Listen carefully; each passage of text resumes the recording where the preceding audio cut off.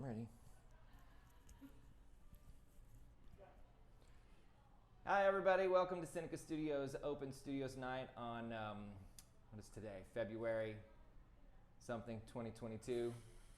We're excited to have you guys back and watching. We're manning the chat. We're hosting one of our own founding artists here at Seneca Studios. We're featuring Mr. Kevin McGehee in the glassblowing studio. He's already out there getting started, but I want to recognize everybody for your support. A portion of this presentation was brought to you by the Arts Council of Fort Worth. I want to thank Arts Fort Worth for their continued support, as well as the Texas Commission on the Arts for their support for our visiting artists and artist in residency program. So thank you guys for that support. There's lots to know about Seneca Studios. We're a school of glass. We're a nonprofit dedicated in education and community. If you want to come take classes in glass blowing, flame working, or kiln forming, this is the place here in Fort Worth and in Tarrant County. We offer a public access facility for those of you who know how to work in glass. You can come and rent the studio like it was your own. And we do outreach programming. We have some incredible team members here who helped coordinate programming with the school districts for students, with veterans, with disadvantaged communities to help, you know, just inspire people, honestly. So if you like what we have to offer, come and participate. You can volunteer, you can support through donations. We really do need help, and we appreciate everything that you guys do to help us. So Gene Fernandez is behind the mic. My name is Clifton Crawford. I'm the executive director. We have Tatara Siegel here.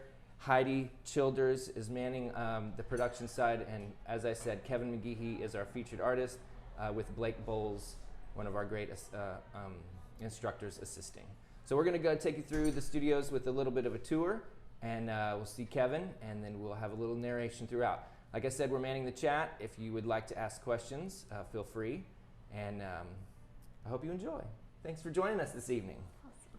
Hi, Kathy. How are you? I'm good. How are you? Good.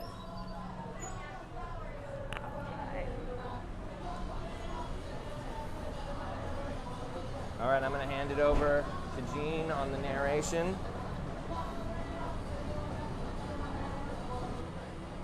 Hi, everyone. Hope you guys are doing all right tonight. So like Clifton said, we are live streaming tonight. One of our awesome founding artists, Kevin McGehee. And it's been a while actually since Kevin has done a demonstration in our studio.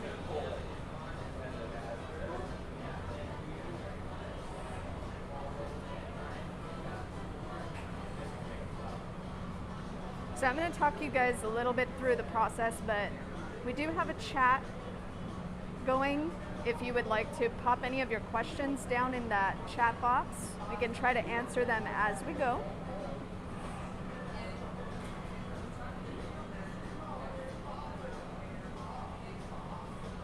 Kevin is being assisted tonight by one of our instructors, Blake Bowles. Hi. What's up, guys?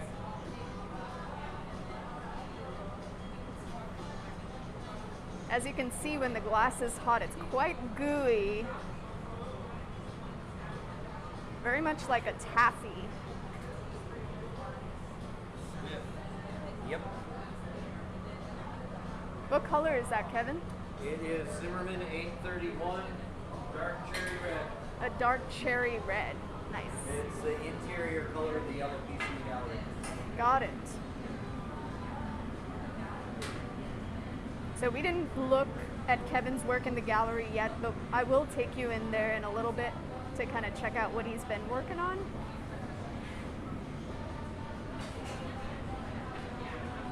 So Kevin is starting us off with a prep piece, just so you can see how the process goes from start to finish.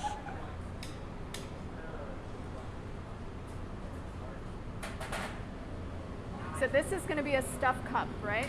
Yeah, basically it's a Swedish overlay. That's Got what it. we're doing. So he's taken a bubble, he is covering it with color, and then another color over that. We're just going to do a single color. Single we'll color. do a string gatherer clear on top. Got it. We'll blow it into a bubble with the neck. I'll hand it off to Blake. Then we're going to gather 2 more times on a solid rod just clear. Stick that bubble to the end and roll it over. Got it.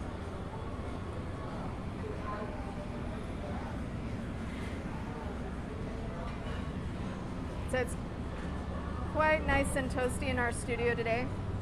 You know, typical Texas weather in the middle of the winter. So hopefully our equipment will stay online. If we do lose the camera, we have a couple of other cameras to keep us going.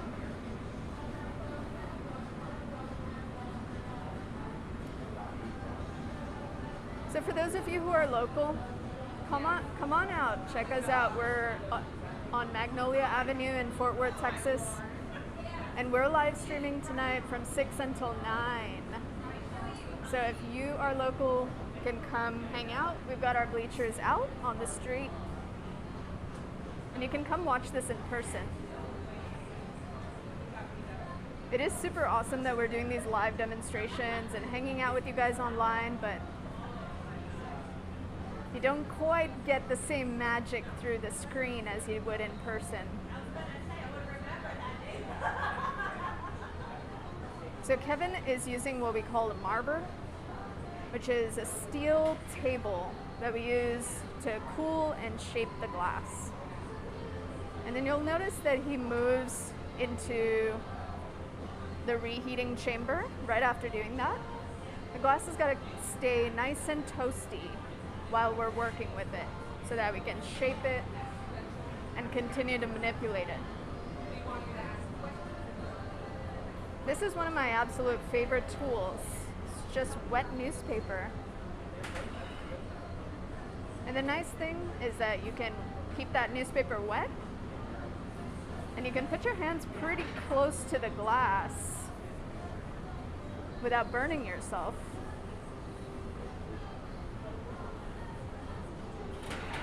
Right.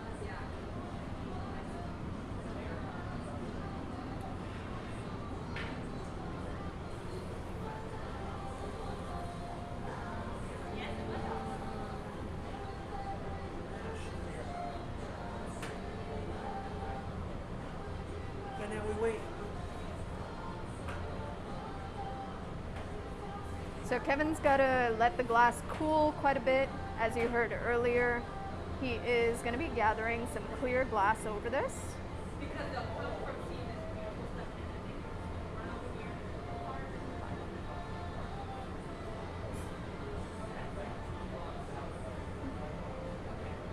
I don't even know if that'll look pretty without annealing. No, it doesn't. Not red. Oh, that's a nice turd. Yeah. Let's polish that, shall we?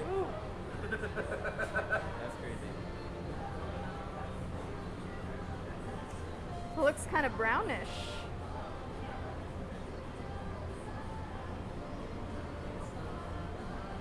All right. So Kevin's got to let that get nice and chilly before he goes back into our furnace. We definitely want to make sure that the color doesn't end up in the furnace. And if he goes in too hot, we could end up with a little bit of color in the furnace. As you guys can see, the glass is pretty liquidy when it's hot. That furnace sits at about 2100 degrees pretty much all the time until we turn it off.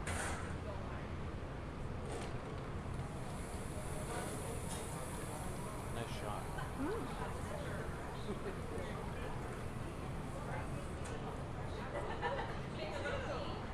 So the color on the end of that pipe there doesn't quite look like the color this piece is going to end up. Kevin's working with a reddish color.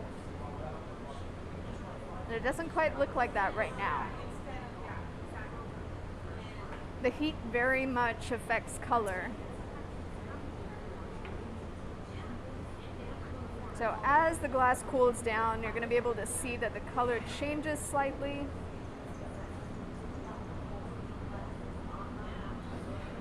And as he blows this out larger, we're going to see some of the truer color come out.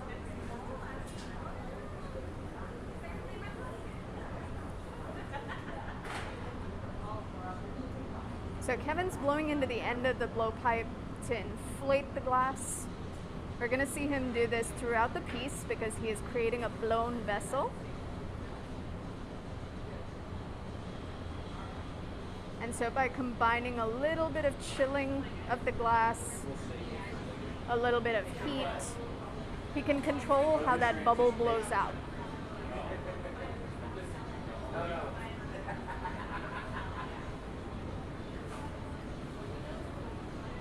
It's wonderful. I'm not used to it. Well, you think you might get distracted on something else. Right. Next thing you know. So this first piece that we're working on is going to be pretty simple. Kevin's going to make a cup, but it's going to show you the first step of the next piece we're going to do. So this is the setup. Kevin has already done this part of the process for a previous piece, and we're going to see him work on that piece a little bit later today. Nope. Nice and easy. Right. So Kevin's now inflating by using his assistant Blake to inflate the glass. You can see that Blake has got a long tube that is attached to the end of the blowpipe.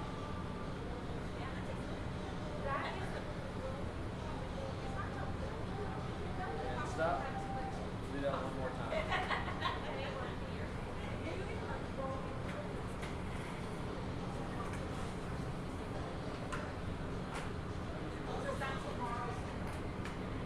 And so in order to get this piece to get bigger, you've got to keep adding heat to it.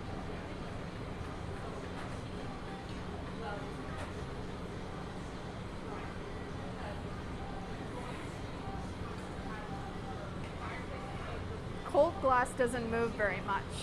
Those of you who have come and taken classes with us know that. We're constantly having to heat the glass to be able to manipulate it further. Blow, please.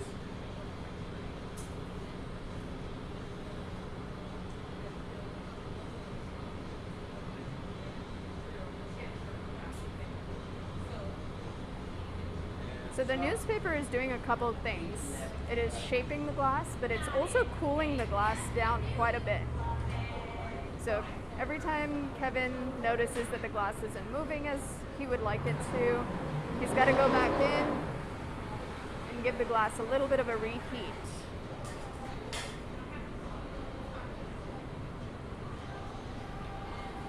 Pamela, that's awesome. Yeah, one of the things you guys can do with us is come and take classes. Highly encourage, if you've never tried this before, to come take some classes with us.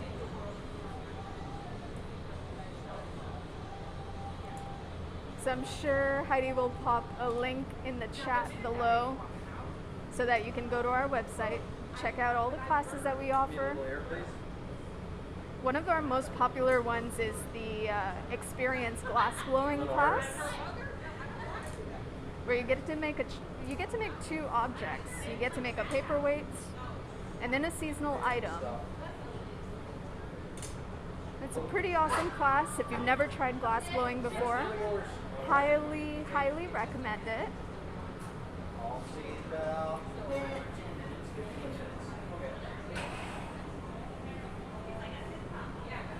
But we offer classes in glass blowing, flame working, and kiln forming. So if heat isn't your thing, don't worry, we got you covered. We do have kiln forming, which is totally a no heat, no direct heat process. And then flame working is working on a torch. So there is heat involved, but you are in a nice air-conditioned studio, and you get to work on a torch. Thank you, Heidi. So Heidi's popped that link down in the chat for those of you who are watching. We're kind of thinking about taking a class. Coming out of this pandemic, a lot of you have been like stuck inside. This is a nice opportunity to pick up a new hobby. Come try something you haven't gotten a chance to do before.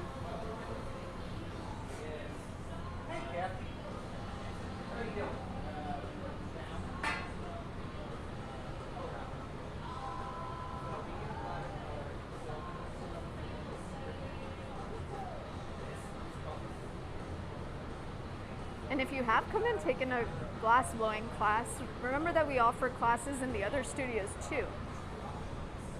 The flame working classes are pretty awesome.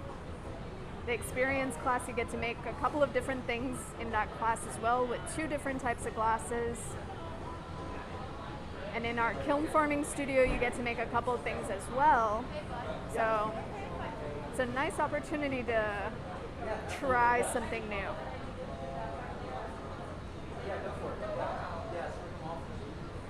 That's the why they're taped, because they're polished. But yeah, you can take the tape off. All right. So we saw that Kevin made a bubble of color and he handed it off to Blake. Greetings. How are you guys? And now Kevin has got another bubble in his hands. The process that Kevin is working with is called a Swedish overlay.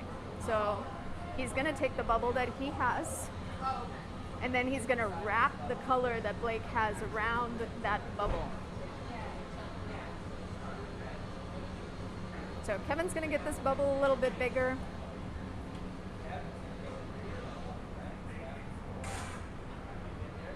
Just by gathering up more glass on the end of his blowpipe.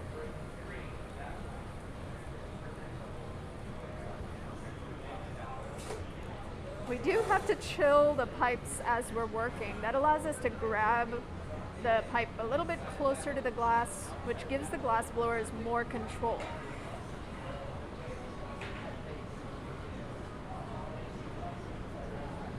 Now Kevin's using a wood block to shape the glass. You can see that this block is dripping water.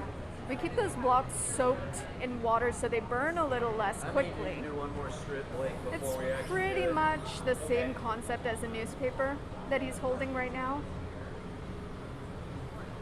There's something called the Leidenfrost effect, which is when a very hot material rides on a thin layer of steam and stops the paper from burning too quickly.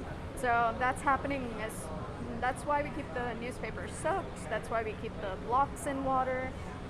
That nice layer of steam protects I'll do a the strip.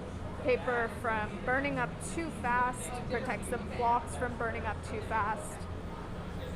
So technically, the glass is being shaped by steam, which is pretty cool.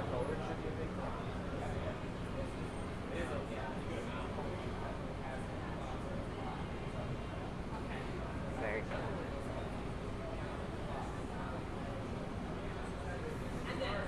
So Blake has got to keep this bubble hot. And when I say hot, I mean it is pretty hot. It's not moving at this point, but we certainly couldn't touch it with our hands without getting burned. So it's still quite hot. We got to keep it about maybe 1,000 or so, just to make sure that it doesn't crack on us. We need you for the week, Kevin.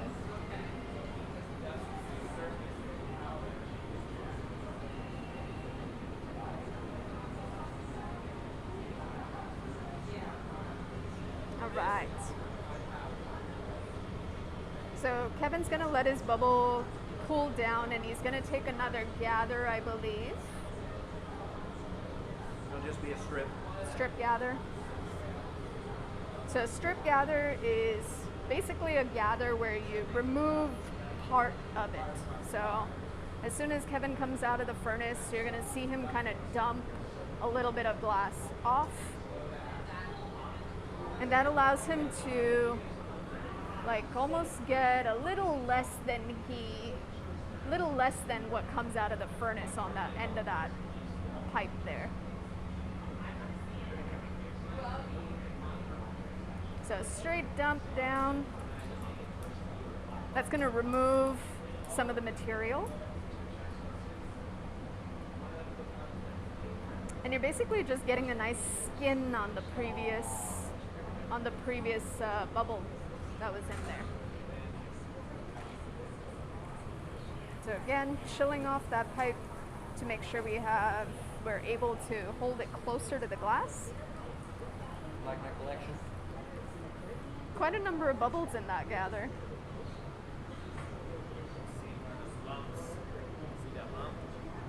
just a trail. Oh yeah.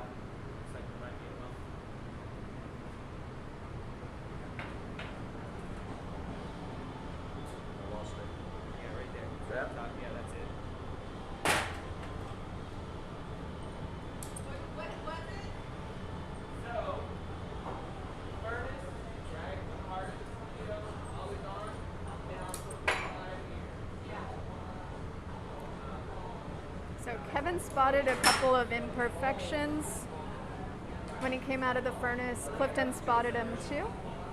And so he's gone ahead and cut those out. Just the very noticeable ones.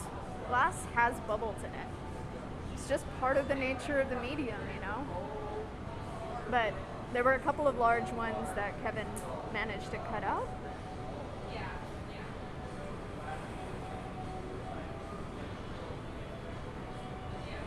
And from here, he's gonna go ahead and block it and shape it up, chill it out, and then go for his color application.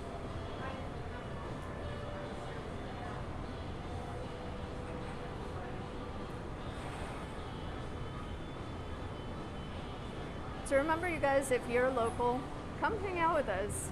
This is a really, really nice night. It's very pleasant outside. Beautiful weather we're having in the middle of what's supposed to be our Texas winter.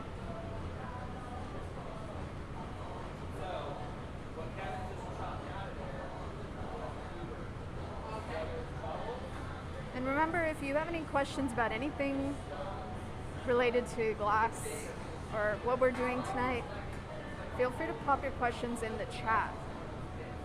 I'm kind of trying to monitor it as we go, and I will try to answer as best as I can.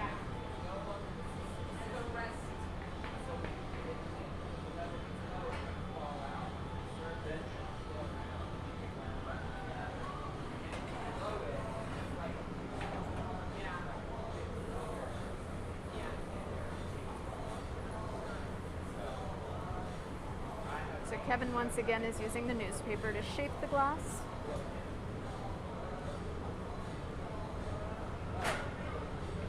And at this point, Blake has been keeping this color hot for quite a while. Say maybe almost 10 minutes or so.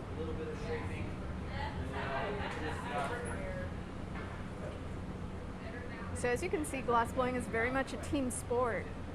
It's very rare to see someone working in this studio by themselves.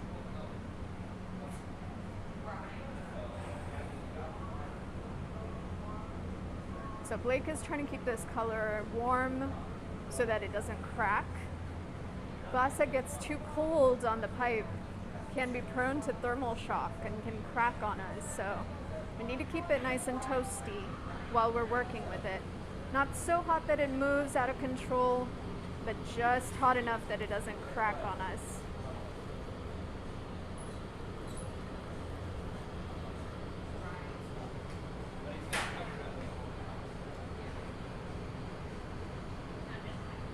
So Kevin's doing a little more inflation and shaping. Basically the front half.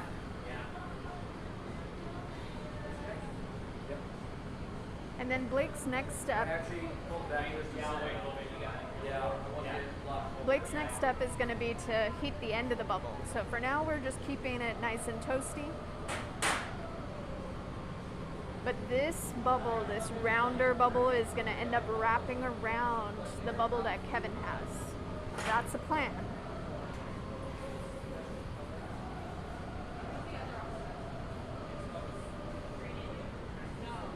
So the next time you walk into a glass gallery and you're looking at a glass piece and you're wondering why it's so expensive, we've spent so far about 30 minutes and we haven't even gotten to the color application part of this process yet.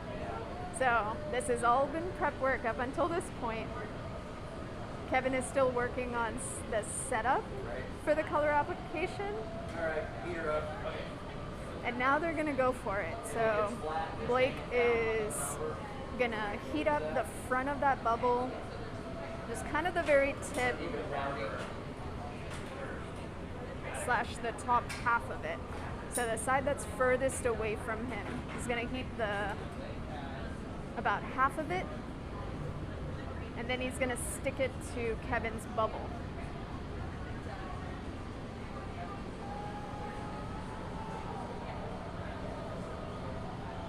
Look at it. Just a little bit. Yeah. Basically just a nice flash will be great. Think so? Yeah. Okay. Looks good? Yep. Flip it.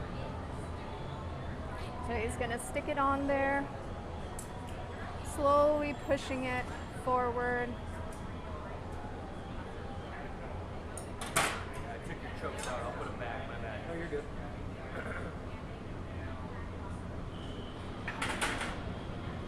And then just by chilling that little jack line, he's gonna separate Blake away from him.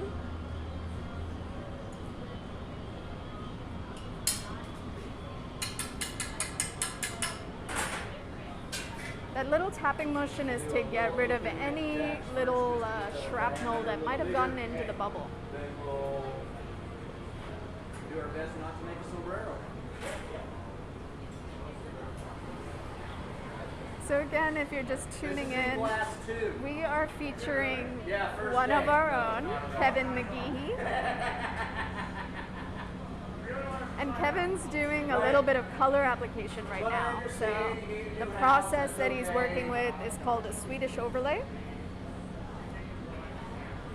He's gotten the color attached to the bubble. And then the next step after that is slowly pushing it onto the bubble, slowly applying that color back. So this has to be done in a very, very controlled manner, so as not to trap air in between the color layer and the clear bubble.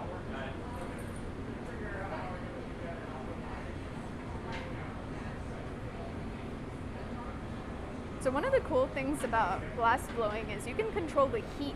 You can see that Kevin's not fully inside our reheating chamber. He just is trying to keep that color nice and hot. If he were to get that clear bubble too hot, then this process wouldn't go quite in his favor.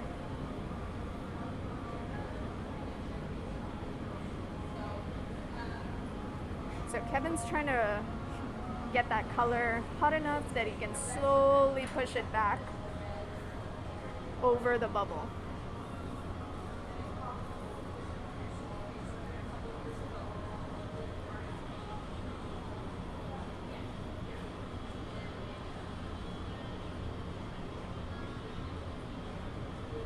Oh, we were so close. Okay. Get the left door. 30 more seconds. 30 more seconds and it's all done.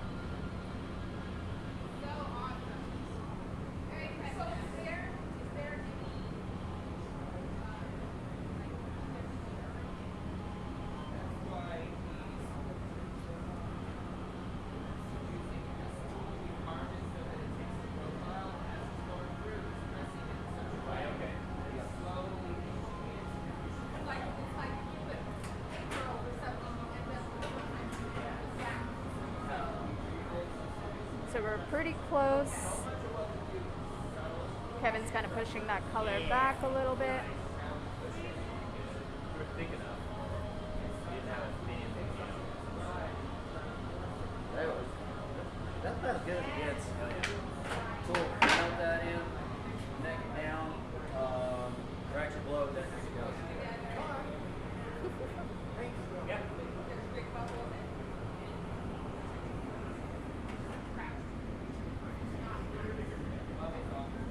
Back in the bench. Yes, please. So the next step is slowly giving it some heat, shaping it, blowing it out. Fair enough. Sure. Go ahead. Yeah, on. Kevin's using the newspaper to kind of continue to shape while Blake is blowing. Cool.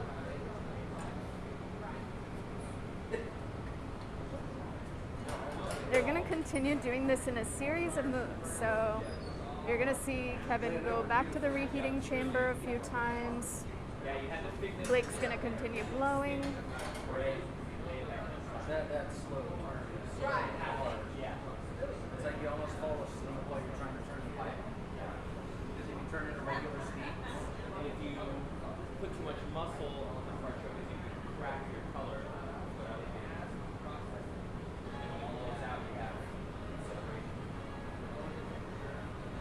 All over the things.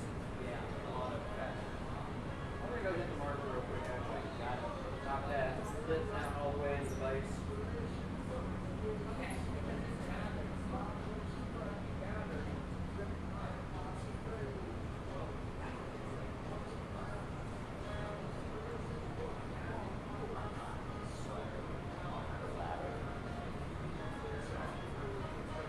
So Kevin's using the marver to shape up that color on the bubble. Remember, this is just a prep step, so later in this demo we're going to see him work with a cup that he has already prepared. And this is basically how that starts. So a lot of Kevin's pieces start this way with a cup. He puts the cup away, we bring it down to room temperature. He gets a chance to cut into the cup while it's cold by grinding a pattern into the surface. And then he picks it back up and then makes it into a looks like form. I took a class, doesn't it? Blow, please. Or that you're really good at it. No, I had to take a class.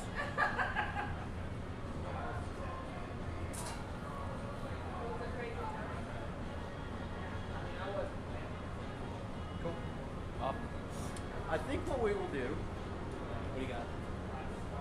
keep myself from burning, we'll go ahead and put a neckline in it. Yeah. We'll punny it up. Yeah. And then once we're on the punny, I'll just trim the lip. Okay. Instead of trying to put the neckline out for the color, Yeah, it's it's better to trim that color out. okay. Yeah. All right. So Kevin's gonna put a neckline so that he can separate Yeah, it's got a little clear on it anyway. that clear from the color. We're gonna put a neckline in. We're gonna transfer it. Those of you who've watched our demos before have seen this move quite a bunch. This is usually the move when we're making any sort of vessel. So Kevin's gonna use the jacks. You can see Blake shielding him with a paddle. And the jacks are slowly creating a constriction in the glass. That constriction is going to allow us to break the glass free from that pipe.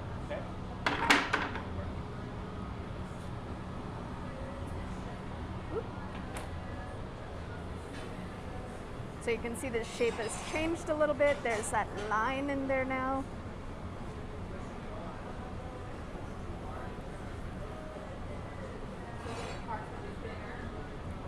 Just a little dome would be great.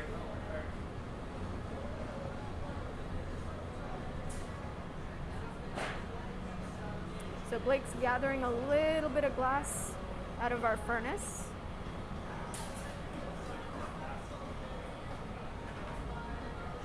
He's gonna chill it out, and then he's gonna make that into a punty.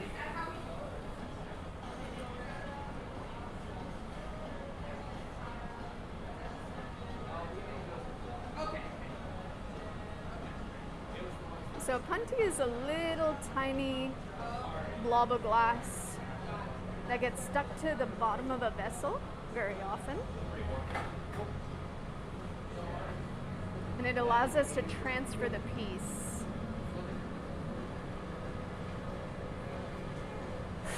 So Kevin's gonna chill it out a little bit. We're gonna stick it to the bottom of that cup.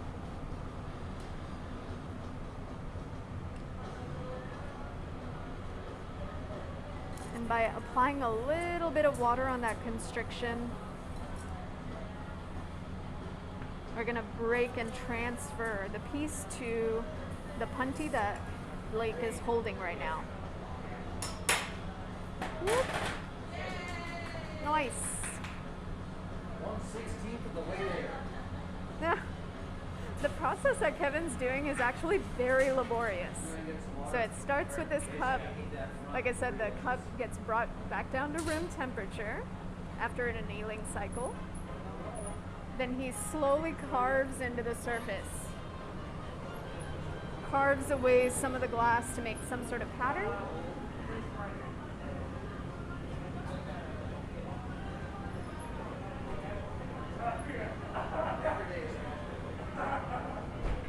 And then he picks it back up and makes those patterned cups into vessels. Cool. So we'll get that hot and just tweeze it out. Actually, get a little deeper. So that way it'll take that rounded section and make it a little bit more vertical.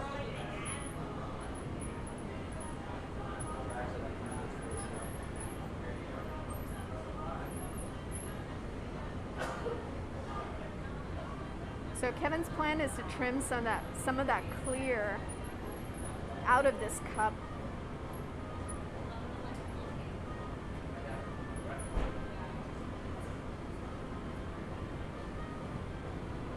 And so you can see most of the vessel that he's working with is outside the reheating chamber. He's really just heating the part that he wants to trim.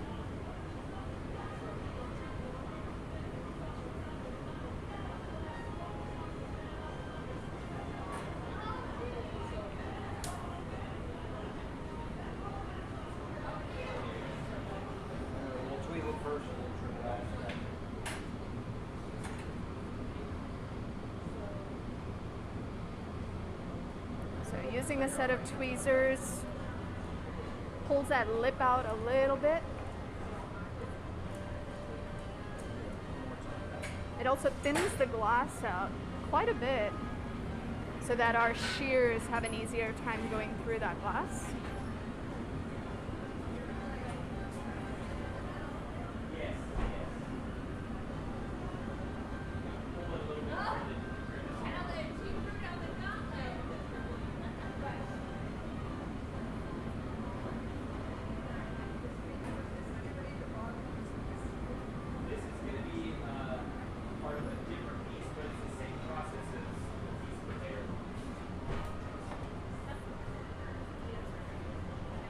So a little more tweezing.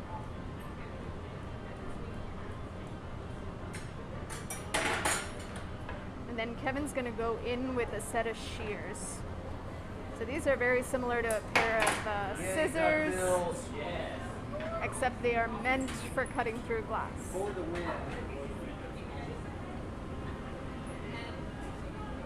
Well, we'll get that heated up, flattened up, and we're done.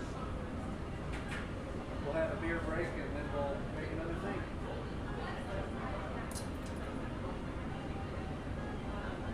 We're going to treat it Czech style.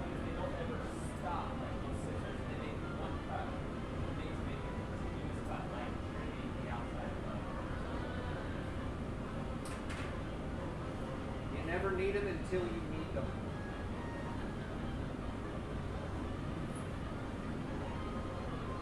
All right.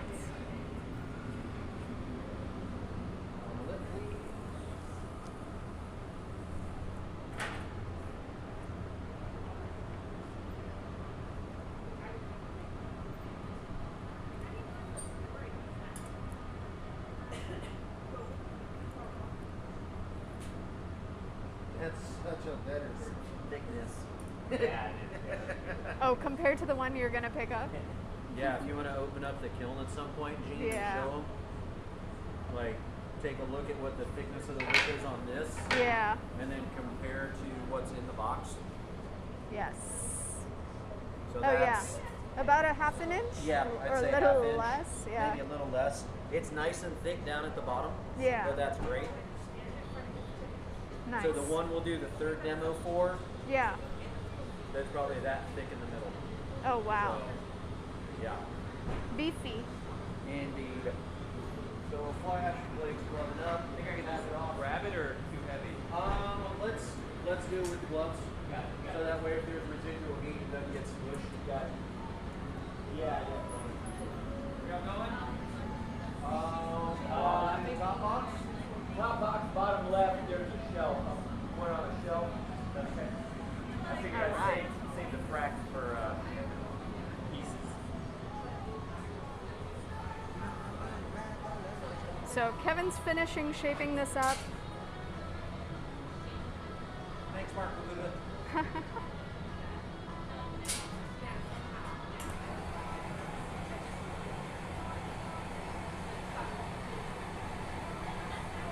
Whenever you're ready.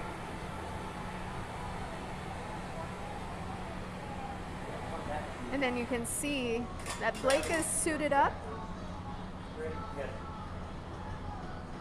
to catch the cup. And that's going to go away into our annealing oven. So the glass stays there for about 16 hours or so.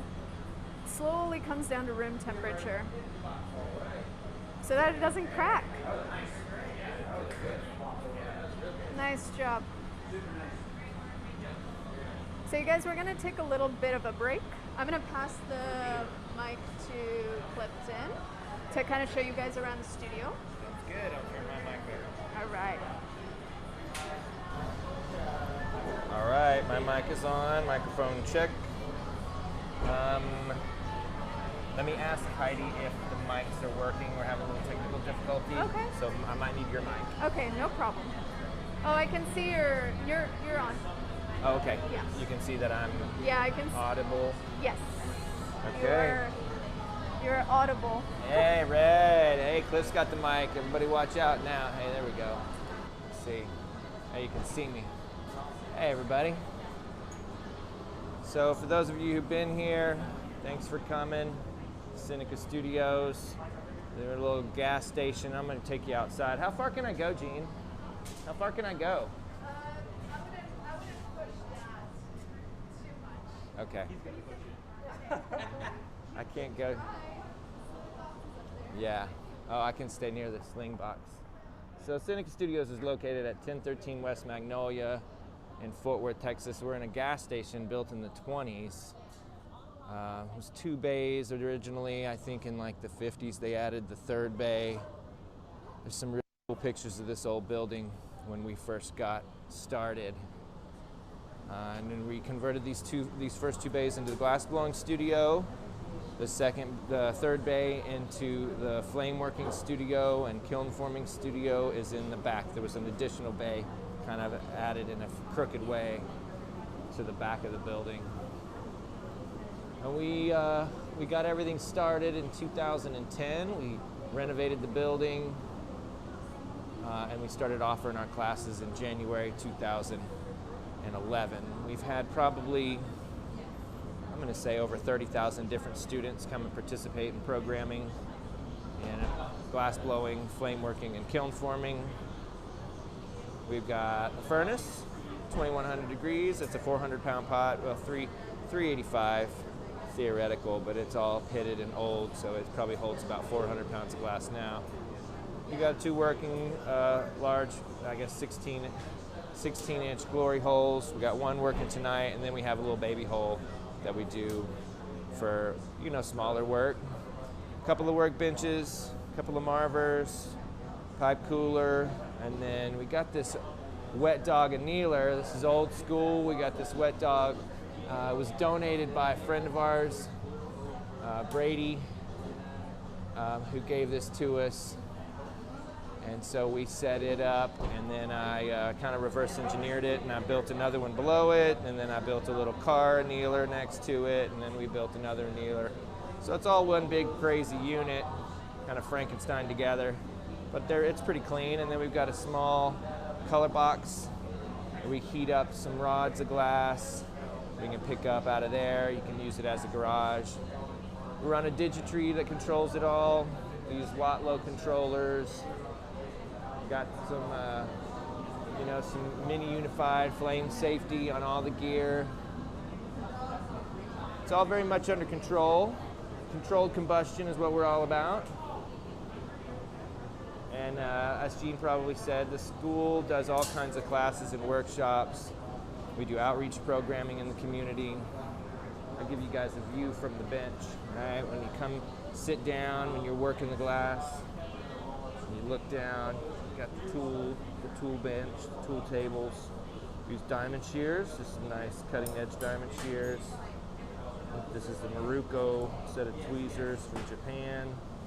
Some Jim Moore straight shears and some Jim Moore duck-billed shears. And then it looks like he's got a really good blend here. This is some Carladona Italian jacks. So he's got Italian, Japanese, American, and then a little cane brush. And we use a newspaper. Oftentimes when we want to shape it, we'll use these metal tools, but then we also use this paper tool and then some wooden tools. Back behind us we got some wooden blocks that reside in the little bucket, so we can grab these blocks and come out and address the glass with the blocks. They're made of cherry wood. They last a good long while as long as you don't overheat them. You got to keep them soaked in the water. Then we got this little octopus over here where we keep our MAP gas torches. We got our fluffy torch that runs on propane, and then we've got this kind of modified mid-range oxy propane torch, the hot torch we call it. And then there's a little gas saver here that has a little pilot light that's running.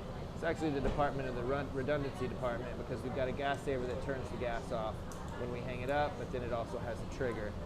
So when you pull the trigger, it fires it up, and then if you release the trigger, it's a normally closed switch, which is nice and safe. In case you drop the torch, it turns off. It's a lot of fun. You guys should come, take a workshop. You can sit here at the bench with us and make a variety of different things throughout the years. Throughout the year, we have these seasonally kind of designed workshops where you can make you can make some terrarium in the spring, or you can make a heart during Valentine's. You can make implosion bowls and garden gazing balls. We make pumpkins and ornaments and paperweights. We can make cups and vases and bowls and all manner of sculpture and wonderful things. So come out to Seneca Studios, take a class with us, or just come watch one of these demonstrations. Pre-COVID, we used to have a real nice crowd that would join us. This is a really great community here on Magnolia Avenue in Fort Worth. It's really blossomed around us. We moved in before it was really hip, and it all kind of has come together. There we got a couple of board members and some mainstay glass kind of companions. A couple people who were taking some intensive classes with us over the last several weeks. They can't stay away. I don't blame them. And then where we began the demonstration in the gallery, there's about 50 different artists. We've got some work from Duncan McClellan on display now. We've got some work from Rob Stern. We've got some great work from a lot of our instructors. Some stuff from Kevin is on display. I'll go in there in a minute whenever there's less people in there so I don't make them uncomfortable. We've got some pretty cool stuff in here as well. There's a piece from a great glassmaker and a good friend of ours right there in the middle, Jesse England. He left that with us the last time he was in town demoing years ago. Jesse's not with us anymore, but we all loved him and appreciate what he's left as a legacy. McGehee out there, we love you. Oh, hey Jean. Hi. You should take them into the gallery and show them some of Kevin's work. I am. I was trying not to make anybody uncomfortable. So, all right, now we're in here. So, we got the Duncan's work, some sand-carved vessels work, really colorful sets. Outstanding.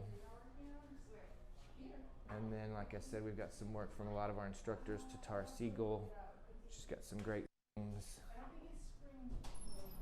This is a really cool platter up here. This is from one of the pioneers in our community. That's a piece, one of the last pieces I think in town from our good friend Jim Bowman. Piece is actually really nice. I should take that one home.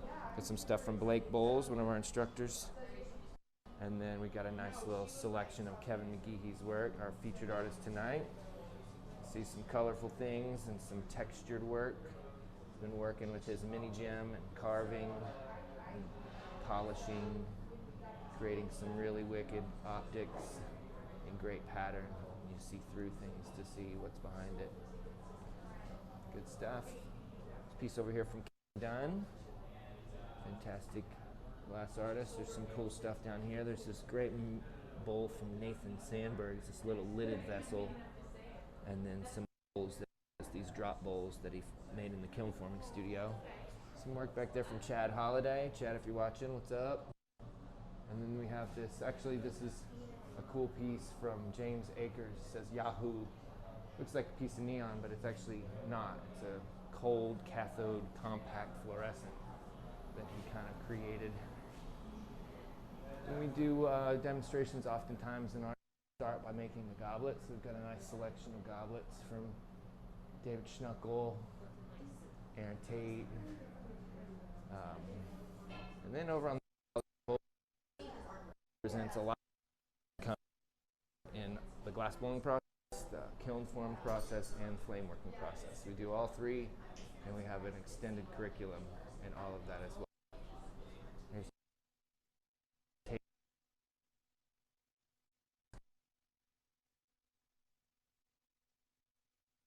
Holiday.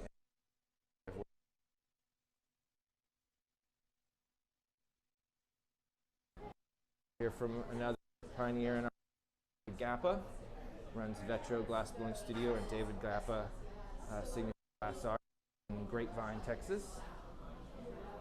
There's a little leftovers from the winter and some snowmen. All right, back in the shop. Here we go. Kevin's got a pipe. He's gathering some clear glass, and he's gonna put a little bubble in it. So when we start the bubble, we pressurize the pipe, and then we give it a moment and we wait for that bubble to emerge. That's always the start. Gather out of the furnace, cool it and shape it with the Marver, and then introduce the bubble to get things started. He's going to let that cool now and gather an additional layer on top of that, probably another one on top of that one, before he gets ready to roll up a pattern of Marinis. So there's an endless kind of list of incredible color techniques where you can apply color in so many different ways. And if you draw it out into these long canes, you can then nip those canes into Marini. So Kevin's got a pattern of Marinis that came out of this little jar, and it's in the box heating up, and we're going to pick it up on the end of the passerelli and warm it, and then I think he's going to wrap it around a clear bubble that he ultimately will then carve some more once it cools down. So Kevin's going to let that bubble cool and then go back to the furnace and gather over the surface. Furnace is the heart, right? The furnace never shuts off. It runs 2100 degrees all day, all night. This furnace is nearing its kind of end. It's been running consistently for us for about 5 years now. We like to stretch the life of the crucible as long as possible, and so we're going to rebuild that furnace this summer. Always cool the pipe with the pipe cooler every time we gather so that it's not too hot. We can get closer. Kevin's cooling the pipe down, keeping everything nice and balanced. Then he's going to take it to the Marver briefly and then probably back to the bench. So you can see the Marver is steel. We use metal, and we also use wood, right? Like I was saying earlier, and I showed you that block. It uses that block to kind of help to cool it and shape it. Initially, we're trying to distribute that new layer of clear evenly around that bubble because the bubble is relatively cold compared to the surface right now, but it'll quickly equalize and the heat will soak in and it will all become one bubble. If you wait too long before you use the block, you might distort that bubble. So you want to kind of distribute the clear glass around that bubble and then get it even before you start to blow. Yes, Vernell, Kevin actually makes all of his own Marini. So takes a long time, you know. Some of his color application's pretty intense. Yeah, he layered color on top of color on top of color, and then layered a big gather of clear around that color before he drew it out into a long cane. And I say long, it was probably 6 or 7 feet long. And so if you look at these Marinis, I'm getting some more of them out. You can see some of them are bigger than others, so it was a pool that Kevin wanted a thick side and a thin side. And if you look closely, you can see that there's a layer of kind of this, it's like a lilac kind of rose, and then a layer of transparent ruby, I think, and then a layer of like this opal gray, and then lots of clear around it. Now these look a little matte finish because he's cut them, and then he carefully ground them nice and flat, and it took him probably to about a 400 grit finish. When you go into the heat, it glazes over. You got to clean them really good though, so that you don't have any little glass dust on the surface, because that'll leave a little bit of a haze. There's a lot of cold working involved too. You know, you got to pull it even and hot, and then when it cools, you got to cut it up and then grind it nice and clean, so that when you roll it up, all the Marinis are relatively the same thickness. Helps things to be more balanced and more even throughout the process. So Blake and Kevin are discussing the pattern, they're discussing the scale, and how Kevin wants this pattern to go on to the bubble.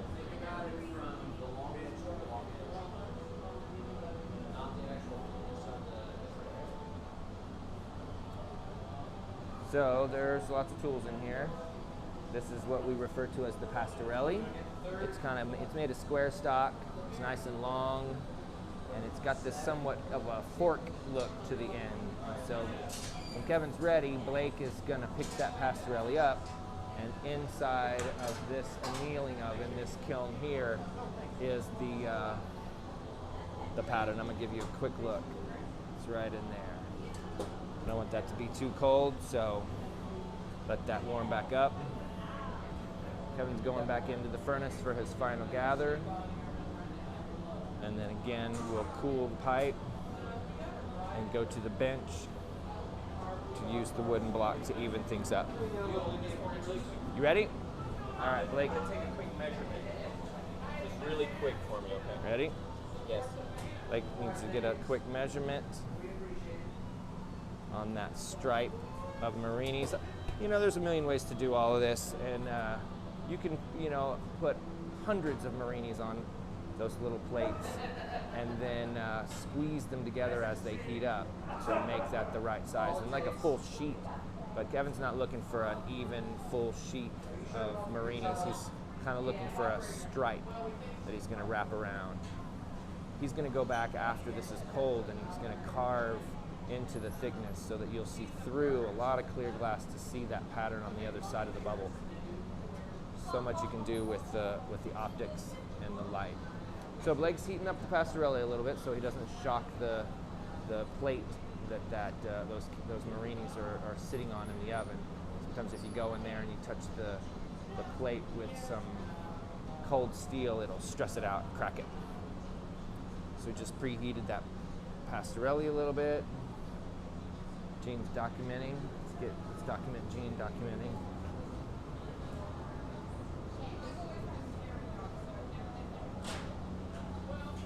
It's a dance, you can tell. Everybody in here is aware of where everyone else is. Safety's critical, it's the top priority. We take care of each other and we support each other. All right, here comes Blake with the pastorelli. I'm gonna open up the oven. Blake's gonna pick that up. I'm not gonna cook, I try not to cook the camera.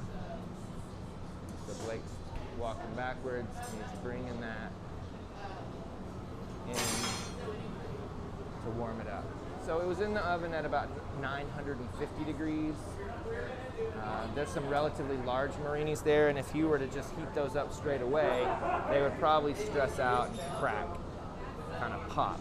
So warming those all up, releases that stress, kind of eases the heat into it. Blake's kind of flashing it a little bit. He's going to come back. We'll take a look at it.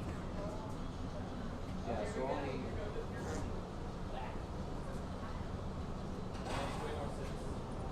Now that you've seen it in real life,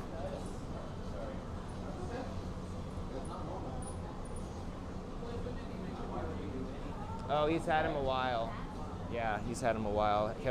He made these Marinis probably several weeks ago. reasonably good flash, take it back, and then put those highlighters up there. I'm just gonna guess. And even if I'm overly, even if I'm small, as I roll it, I'll just twist the light.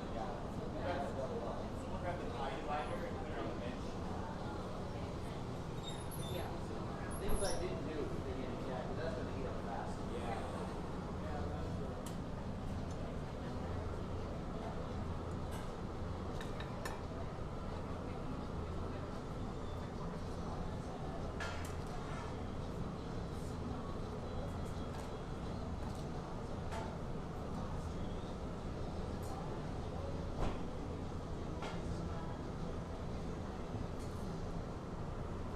I can't seem to leave it alone, can I? I've always got to get my hand in there. So Blake's heating up those Marinis, allowing them to kind of stick together so that when Kevin rolls over, he doesn't leave any of them behind. Sometimes when you're rolling up the color in these really unique and very specific kind of techniques, if they're not quite stuck together, you may leave it. You may leave some of them behind on accident. So we're not doing that? Well, no. Like, Just a couple of little pieces there, just to kind of keep things from falling off. Blake's kind of watching it. He's really evaluating the temperature. And then he's going to grab that, spin it. The leading edge goes into the heat first and leaves the heat last. So in an effort to make things balanced, he's probably going to take that and rotate it. gloves on your backhand. Yeah. It shows how tough you are. So Kevin's keeping his bubble warm. He's kind of working on the dimension a little bit.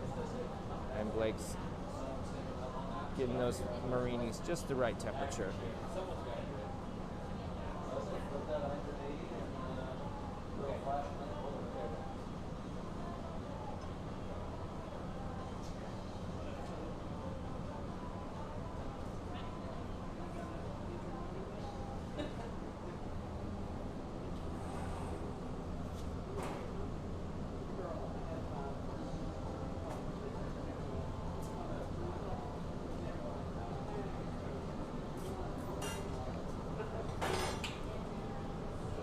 See the different sizes. There's some large ones through the middle, and then some different sized ones surrounding.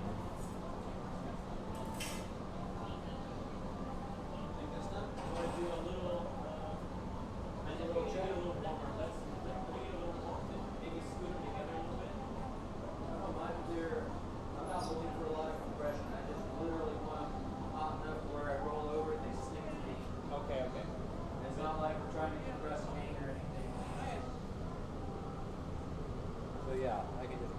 Alright. You good? Yeah, one more nice big flash. You got it.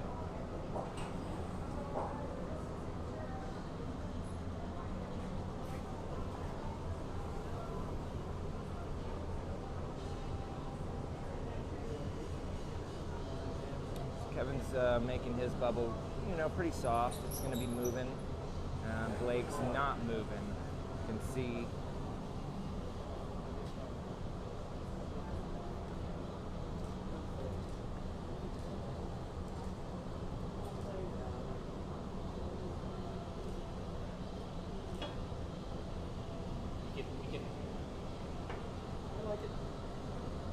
Looks like we left a couple of them, but he's digging it.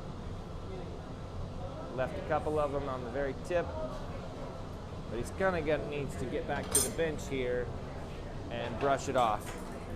The marinis were sitting on a kiln shelf, and we kind of washed the kiln shelf with a little bit of a kiln wash so that the glass doesn't stick to it. So Kevin just gave it a little bit of a brush to brush away some of that kiln wash before everything gets hot enough for that all to fuse together. So he's kind of wrapped that pattern around the bubble, and now it's time to get it all nice and hot and melt it in so that it's all one layer, one smooth surface.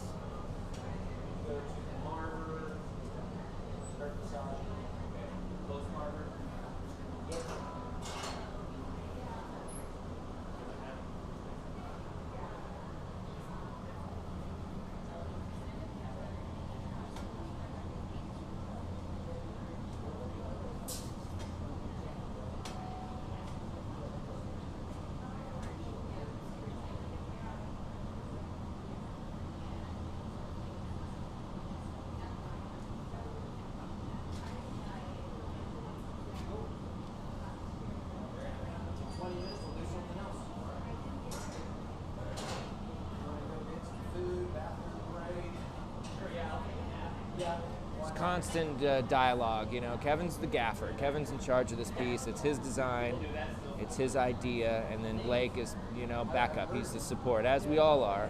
And if Kevin needs a hand here or there, we'll all are kind of prepared to jump into action. But in this moment, Kevin has some work to do. He needs to endure the heat and really get it hot and melted and all flat and smooth. I don't believe he's going to go back to the furnace to get another gather on top of all this, but he might. He's really wanting to keep this bubble thick, and so he can utilize the optics, you know, the way that the light will kind of get captured into the thick layers of clear, and he'll carve and create some lensing and some really cool kind of amplification of this pattern in the final piece.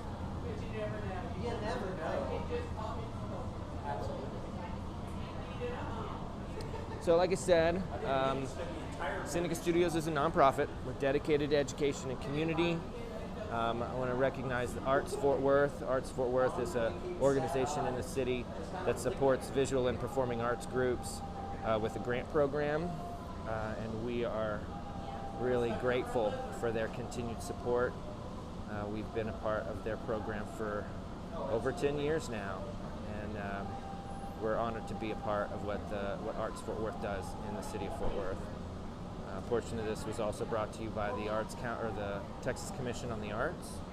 Texas Commission on the Arts has been incredibly supportive for our arts and culture programming, as well as our educational programming, and even our programming with veterans. They offer a grant program that does work in health and wellness, and then health and wellness specific to partnerships with veteran organizations. And so we've received several grants over the years to do work with veterans and to offer them, you know, the opportunity to participate in these studios and to express themselves and to kind of, you know, come together as a community and support one another in the transition back to civilian life. It's great work. It's powerful. It's truly effective. I can honestly tell you I've seen some great outcomes come from some of these the programming that we do. So I want to thank the Texas Commission on the Arts, the Arts Council of Fort Worth, and there's several other great foundations in the city. The R4 Foundation and the Ann L. and Carol Green Rhodes Charitable Trust. They've also been very generous in supporting our programming as well as our general operations, so that we have the resources that we need to reach into the community and to perform all that we do. So Kevin's on the Marver, shaping that up. You can see it's real hot and gooey. It's got the surface screaming hot, and all those marinis are melting together. Looks like he's given it an additional bit of a twist, and now he's giving it a little puff, right? Blowing into it, make that bubble a little bigger.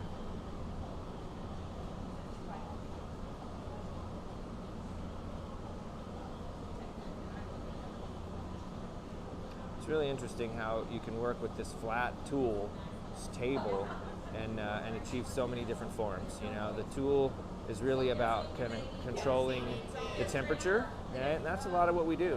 We make sure that we're balanced in form, and then balanced in temperature. And when we blow through the pipe, the pressures we create will take the path of least resistance. So as we cool and shape with certain tools, we're always thinking about when we blow, when we create that pressure, where is it going to move? How is it going to stretch? How is it going to expand so that we can control that pathway and ultimately the final shape. So Kevin's using the newspaper to shape it,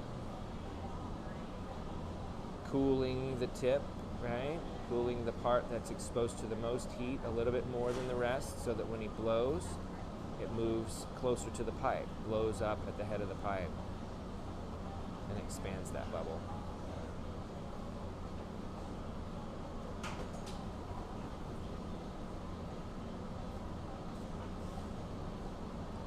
Blake's doing his best to anticipate, kind of predict what Kevin might want to do next, but there's certainly a dialogue that's constant.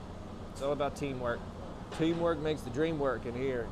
You guys have probably already heard that a million times. Yeah. Uh-huh.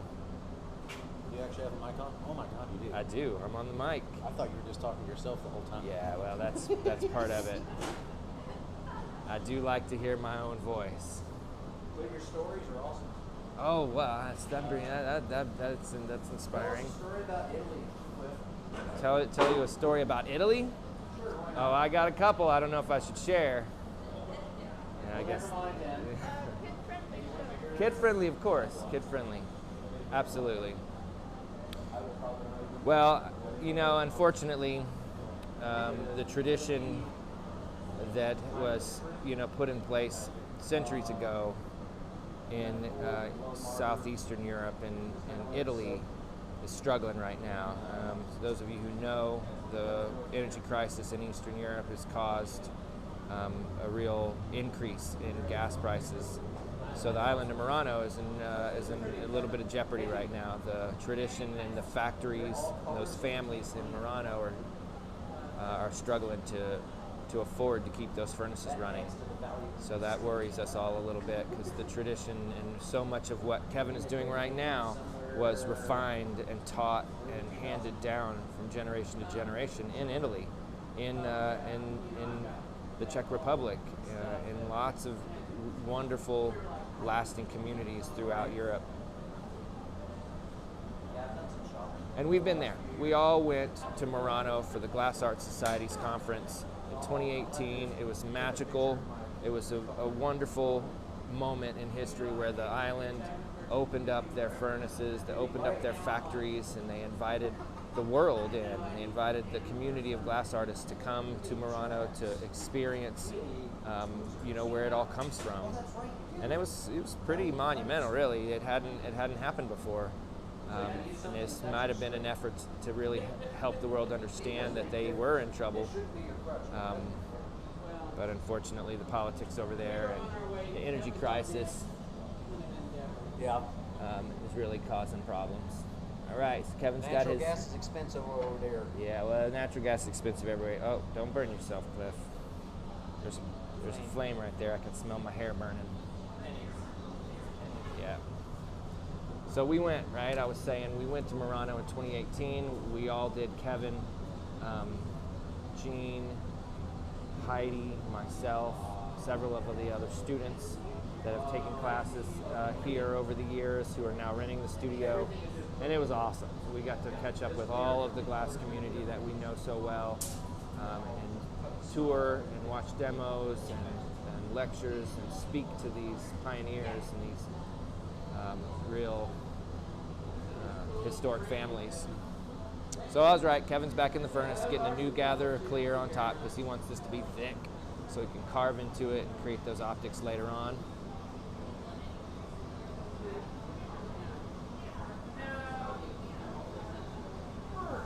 Oh, doesn't want all of it. He's going to drip a little bit off. This stripping process where we gather from the furnace and then we allow some to drip off the end helps to even things out, right? We're always trying to maintain balance. And when we gather that fresh layer, it sometimes we'll get a bit of a thick spot. So we can use. It's pretty close.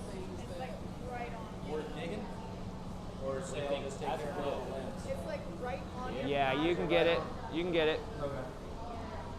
Like I said, the furnace is aging, and so it's producing some bubbles and some seeds and stones from time to time.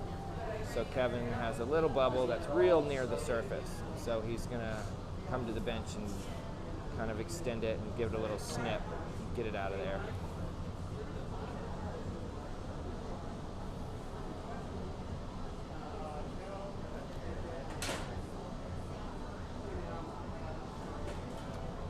Gonna allow it to fall off center one direction and then reach in, go under it and pinch it and pull it up and then come back underneath and snip it off as evenly and smoothly as you can and then balance things back out. So he's got a cold spot now, right? He used the tool to cut through the material to chop out that bubble, and in the process it cools it, right? The steel tool absorbs some of the energy. So now there's a little scar, but that scar won't last very long because it's on top of a fresh layer of clear glass, and now it's into the reheating oven, and it's getting bathed from heat from both sides. So it's probably about smoothed out just about now. So he's gonna probably shape it one time and then start thinking about really putting the heat where he wants it so it'll move and stretch into the form that he's going for.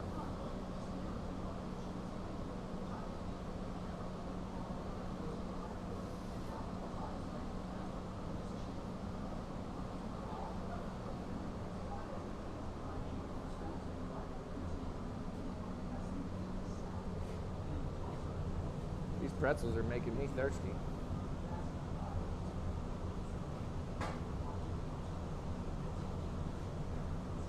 Back on the Marver, using it to kind of even things out, cooling it.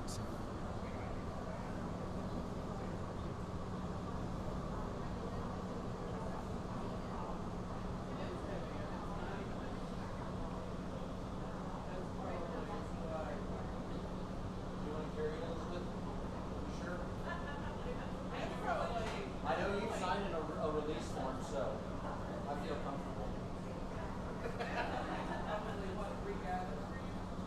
Technically 4. Yeah.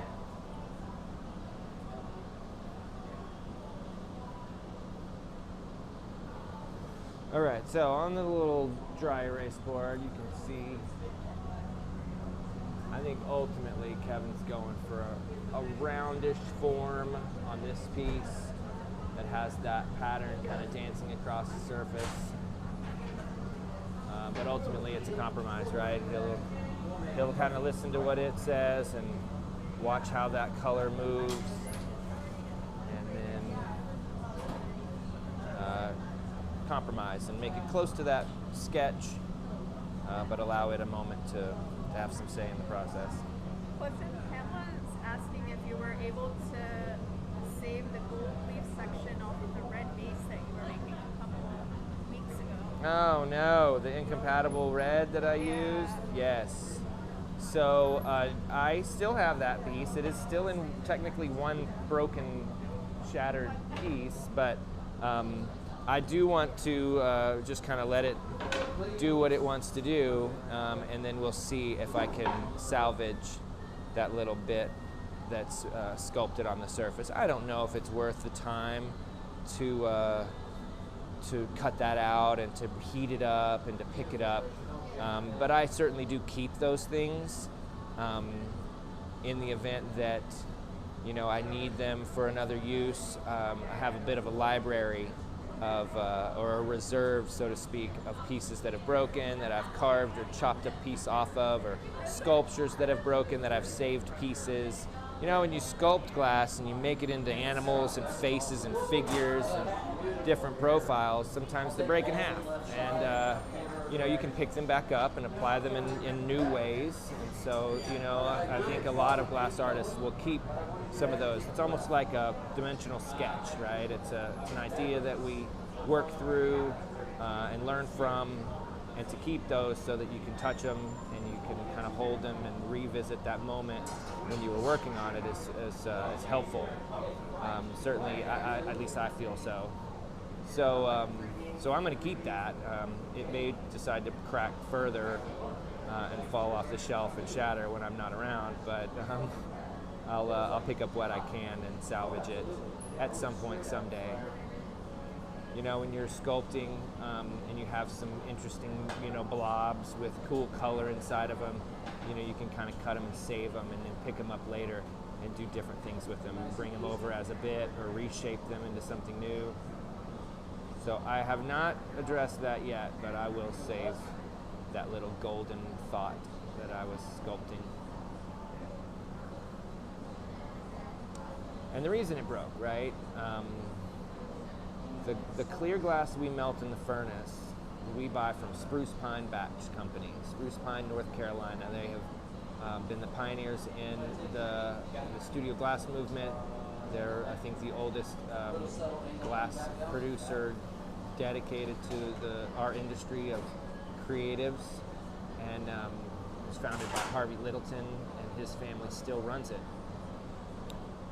Actually, there's a cool story there. I'm going to let them keep going, and I'm going to show you a treasure that we have here at Seneca Studios, because Harvey Littleton was one of the pioneers in the studio glass movement, and he did some really interesting work.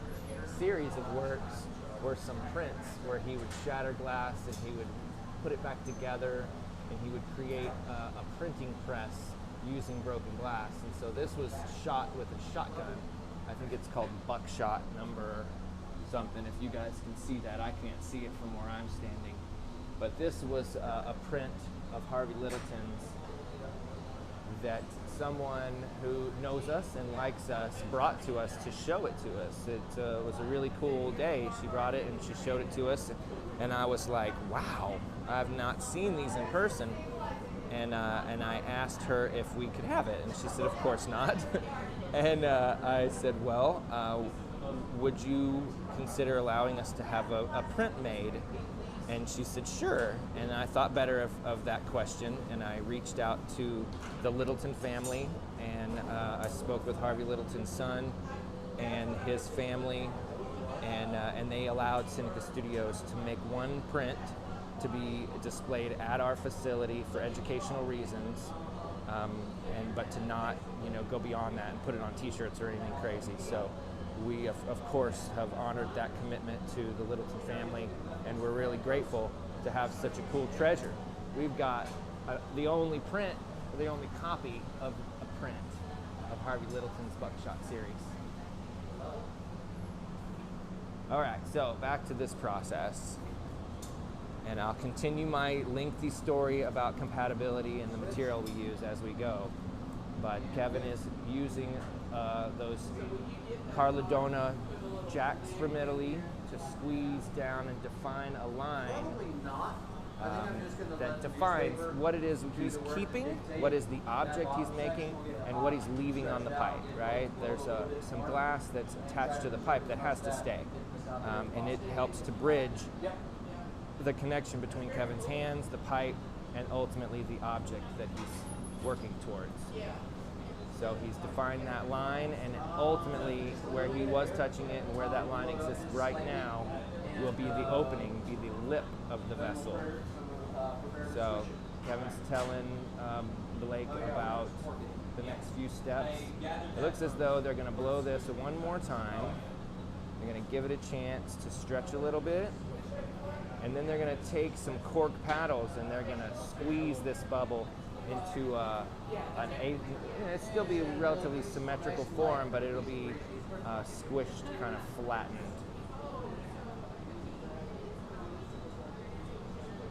Kevin's kind of isolating some clear glass down there on the bottom that he's going to save for later.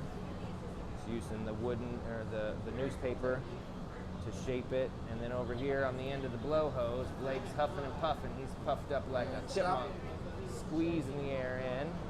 And people ask all the time, well, how hard do you have to blow? And the answer is not hard, honestly. If you're huffing and puffing and turning purple, then it's too cold. You just need to get up and heat it up so that it's softer, so that it doesn't take that much pressure to move the bubble. So Kevin's making a decision on the pattern, and he's deciding where he's going to squish it. He's chalking the pipe so that Blake will know where to stop turning. And he's going to let Blake take it back to the heat, and he's going to pick up some cork tools and use that as these two different paddles to squeeze things together.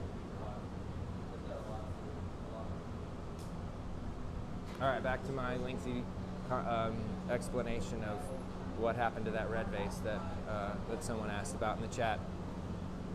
The clear glass that we melt in the furnace we get from Spruce Pine, North Carolina. It's very specific, it's very consistent, and it's beautiful. It's wonderful. We love Spruce Pine Batch. They have been so supportive over the years. They've given us a cool discount as a nonprofit. And shout out to Candy over at Spruce Pine. She's been awesome. Thank you for all that you guys have done. There we go. So they've stopped turning, and now Kevin is squishing that bubble between those two cork paddles.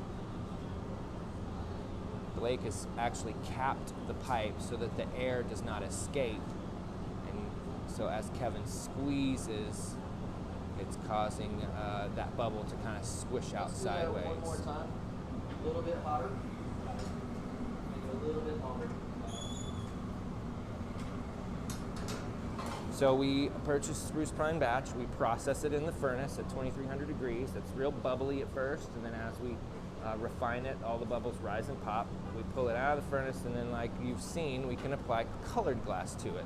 The colored glass comes to us from several sources, mostly German. Reichenbach and Kugler have been very consistent over the decades and centuries of making glass color that's compatible with the clear that we utilize. And so if for some reason the colored glass that we include into the clear glass shrinks at a different rate as it cools, it will crack. And so I made a piece a week and a half ago, and the color was, R141. It was an old version of Roma red or cherry red, and I've had problems with it in the past, and I didn't learn from that. And I used a chunk of rod that was, not new, and I think that sometimes the formulas shift as they make them. The sources that they use to get the cadmium or the silver nitrate or copper or gold or silver that they use to make the colors may shift or change, and so sometimes the colors change ever so slightly. And I think there was a batch about 15 or 18 years ago of that Roma red that was just different enough to cause it to break if you used the right amount. So I made a piece, and it was a gorgeous red, but it cracked. The red glass was shrinking at a different rate as the clear, and the red glass literally ripped itself off of the clear, causing some real interesting patterns and obviously destroying the piece. So back to this moment. Kevin's got that squished bubble now, and he's heating up, and he's kind of spinning. We use gravity, right? We don't have a choice. We use it to our advantage to help lengthen things. We use it to help shape and balance things. And then centrifugal force can become an issue, can become an influence. If we rotate the pipe quickly, centrifugal force pulls on it in ways, and it spreads it, and thins it, and shapes it in its own way. So at this point, they're focusing on the bottom of the piece. See if I can get over them. Blake's using a cherry wood paddle. Kevin's using that paper to kind of squish the side. And they're making the bottom, right? They're establishing where this piece will sit on the table once it's completed. So like I said, we define the bubble from the bottom up, so to speak. We stretch it and influence it until we have the bottom third or half of the piece where we would like it, or where it wants to be, and then we will transfer this piece from the pipe to a solid rod that we call the punty to then address and redefine the opening or the top of the piece.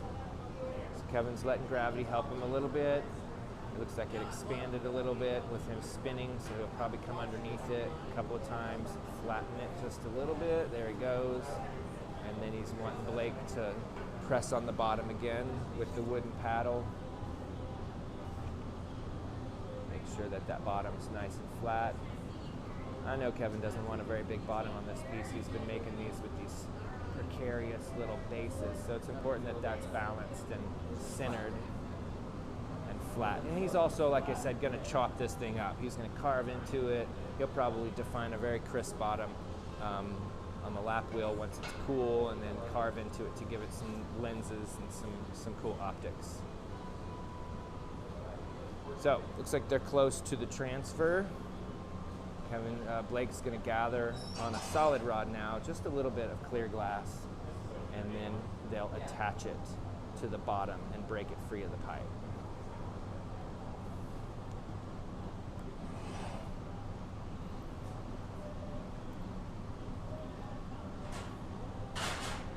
I got a little crowd here, so I'm going to ask them if they have any questions, but I'll repeat the questions for you guys who are watching online before I answer it. Anybody got any questions over here in the peanut gallery? This one does. No?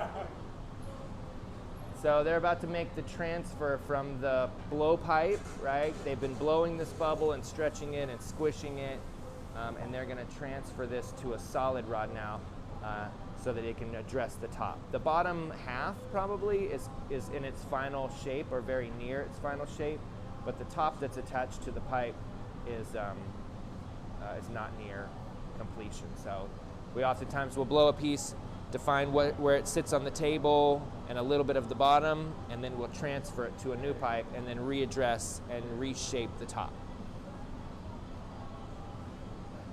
I think this one is like so cool, but then I always get nervous for it. Yeah, this is a little nerve-wracking. It takes a lot of practice to understand the temperature, right? You really, that's what we do. We try to understand the temperatures so that we know when it will break and where it will break, because we've got to get it free of the pipe, and that's the most predictable way to do it. You know, if we just got a hot and pulled on it, it would just stretch down the street. So we have to get it to the right temperature and break it. Knowing that, when they make this connection between the punty, this new connection to the bottom of the piece, if it's too hot, it's just going to fuse together. It's going to fuse, and it will be very difficult to get it to break in a predictable, controlled way. So Blake was using the table to kind of shape it, and then Kevin was really watching his temperature. He literally blew on it. He blew his breath really hard on the surface of that, and it helps to give it a skin, kind of cools it. And the moisture in your breath will kind of hit the surface just slightly so that it's not like two perfect surfaces touching. It's got a little pitted kind of textural surface to it. There's lots of subtleties in all that we do, and just blowing on it can change it enough to influence the way that it breaks. So at this point, they're attached to the punty. They've talked about how well it's stuck and how stiff things are. Kevin added a little drop of clear glass to the top, and then he tapped the pipe, and it broke in a predictable and controlled way right at the top. And so now it's cold up there, right? That connection was just broken, so the top is really as cold as any of it. And so this heat is usually one of the longest. So they're going to hang out in front of the hole and really make sure that the lip is heated up before they open it. There's some cool lines in that bottom. Yeah. So in a nutshell, we process that spruce pine batch in the furnace to create our puddle of clear lava. Perfect, beautiful stuff. We pull it out on the end of pipes, and we poke it and scooch it and influence it in so many ways to add color and texture and form. We use our breath to give it body and life. It's a fascinating process and fulfilling kind of experience. And then when we love it, when we're satisfied and it is complete, we break it, right? We break it free of the pipe, and we bring it over and we put it into this oven. Everything in this world expands when you heat it up. And when you cool it down, it shrinks. So right now this oven is at 921 degrees and it's just soaking. Everything we've made today is in there, and this piece and the following piece will also go in there today. And then it will cool off nice and slow and steady. I think we'll put this on about an 18-hour cycle to cool down. This is relatively thick at the bottom, so Kevin might want to extend that, but we'll discuss that once it's in the box.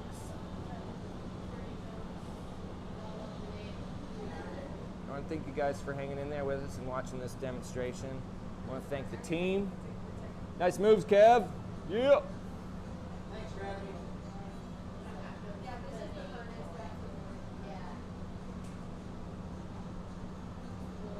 So if you've ever wanted to try, if you've ever wanted to put your hands on this material and to come in to a glass blowing studio and blow your breath into the glass, we offer a wide variety of workshops and classes. We offer opportunities in glass blowing, flame working, and kiln forming. Oh, Kevin's adjusting. He's making some new decisions on the form. Grind it away, keep it nice and thick so the optics will play with the marine. So he's changed the form a little bit. He wants to extend the top, and then he's going to cold work that top. He's been doing this lately. He'll just let the top kind of stretch, and he'll try to keep the color from overly distorting, and just give it a little bit more height. And then he'll, once it's cold, he'll cut the top off, and he'll probably cut more than just the top off, and he'll pull that lip around and polish it so that it has this real crisp kind of definition.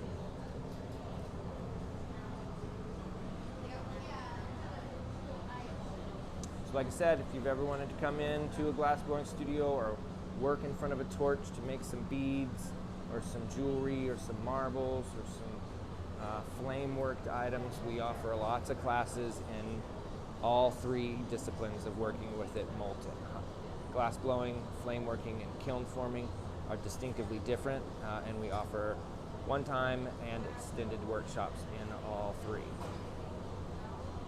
Like I mentioned earlier, we do outreach programming as well. We have this public programming, but then we also have this outreach programming that we do with school districts, that we do with different partners in the community. We've worked with some great partners like the Presbyterian Night Shelter, to bring some homeless kids in who just are great students, just need some opportunity to experience things that they don't necessarily have a chance to in their specific situations. We've worked with several veterans groups, the Art Station.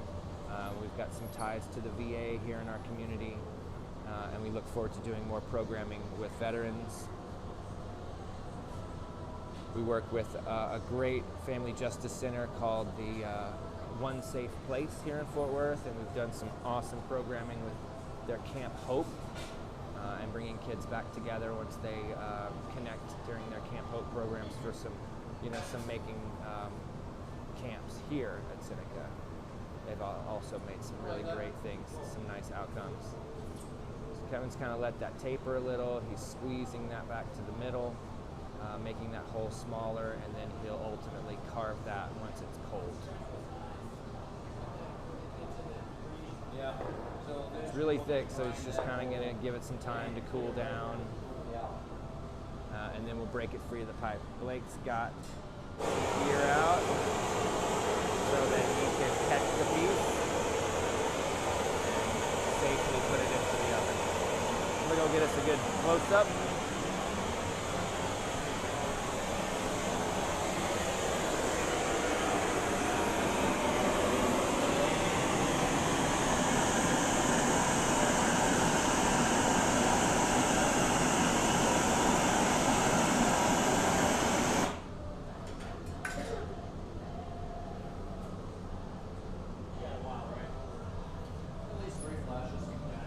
So Kevin was just telling Blake he's got 3 flashes before he's going to be ready to break it free. We want to start the process of balancing the temperature before it ever goes into the box, right?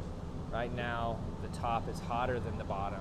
Kevin was just using the torch to try to even that out, but it's really just a matter of giving it some time to soak and to even itself out in temperature. The thick glass holds the heat longer. So he's going to let this settle. He's watching the connection, right? Like I said, that connection to the pipe and to him is important. And if it gets too cold and starts to crack, the whole piece might fall. So he'll probably take the torch to it after another flash in the reheating oven to even things out.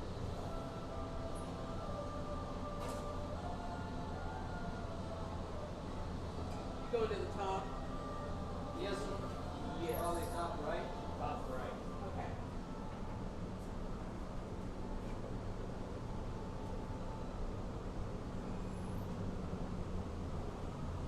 Do that one more time. You got it. Polish, white polish. Sure. Why not? I believe we have the technology. You're probably going to spend enough time assuming things like this. One less lens. What's an additional 30 minutes? Yeah.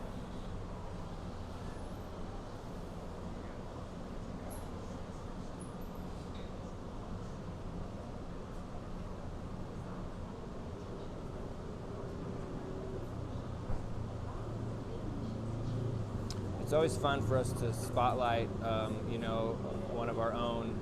We do this visiting artist series, and we bring people in. We do a program, an artist in residency program for non-glass artists. But when we have a chance to spotlight one of our own, especially someone who's been so dedicated to the organization, it's a lot of fun, special for us. So I want to thank Kevin McGehee for all he's done for Seneca Studios. He is our studios coordinator. He is a founding artist. He has been a part of this organization from the day it was conceived, even before then. And he's still with us, going strong. So I want to recognize his commitment and all that he does for Seneca Studios. Nice move, sir. Excellent piece. So that one's into the oven, right? You saw that he broke it free of the pipe, put it into the annealing oven at 920 degrees, and it's just going to soak in there. Kevin's going to drink some water, and perhaps in the true Bavarian tradition of glass making, a beer to help hydrate as we move forward. I think we'll probably talk it through, let him cool off a little bit, and then come back and finish this evening with one more demonstration.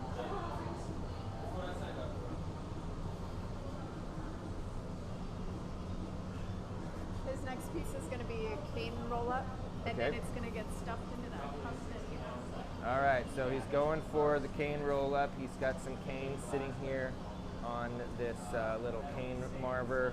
We're going to put that onto a hot plate and get him warming up, and then he'll gather some clear glass and roll those up, and then inside the car kiln there is a carved cup that he's going to then stuff that cane pattern into. So we've been slowly kind of culminating. We started with an overlay, a Swedish overlay, and a cup that he can carve next week and pick back up, and he's got one in the box ready for this evening. So the team's all warmed up now. I'm gonna set this down and take a little break, get some water, and then we will resume very soon. Thanks you guys so much for watching. Let's see here.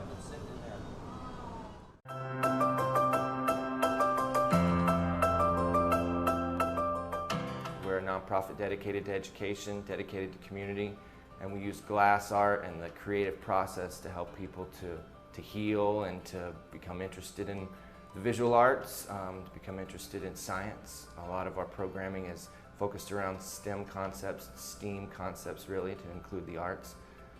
And we are a public access studio here for everyone. Seneca Studios was founded in 2010. We started offering program in early 2011, and we have over 30,000 people come and participate. The brand really illustrates community and bringing together the primary elements in community. We offer glass blowing opportunities, we offer flame working classes and workshops, and we also offer kiln forming classes.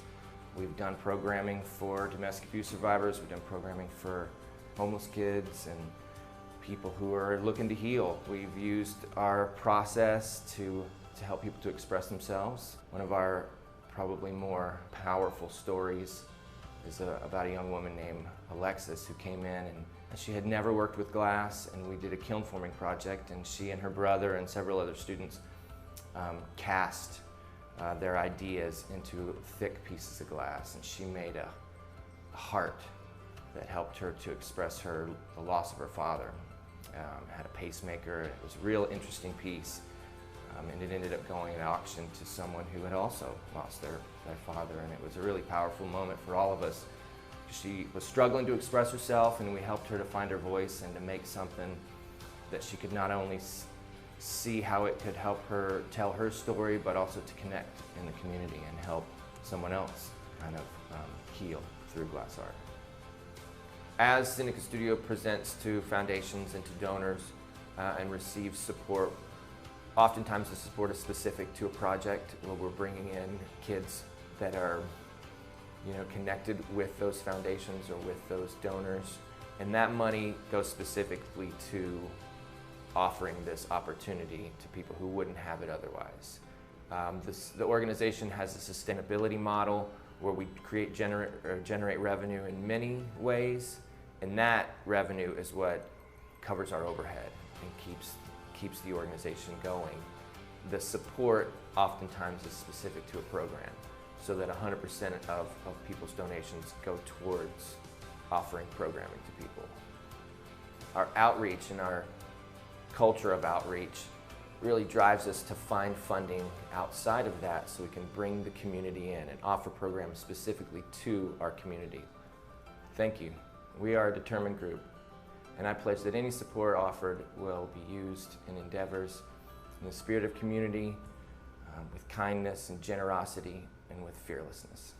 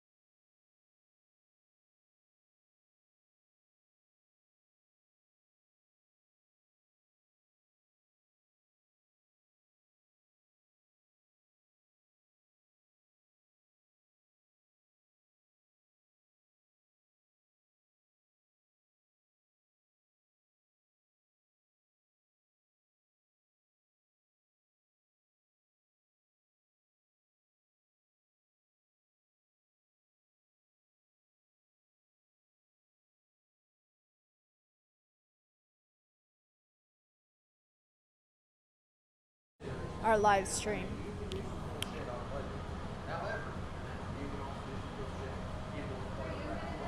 All right.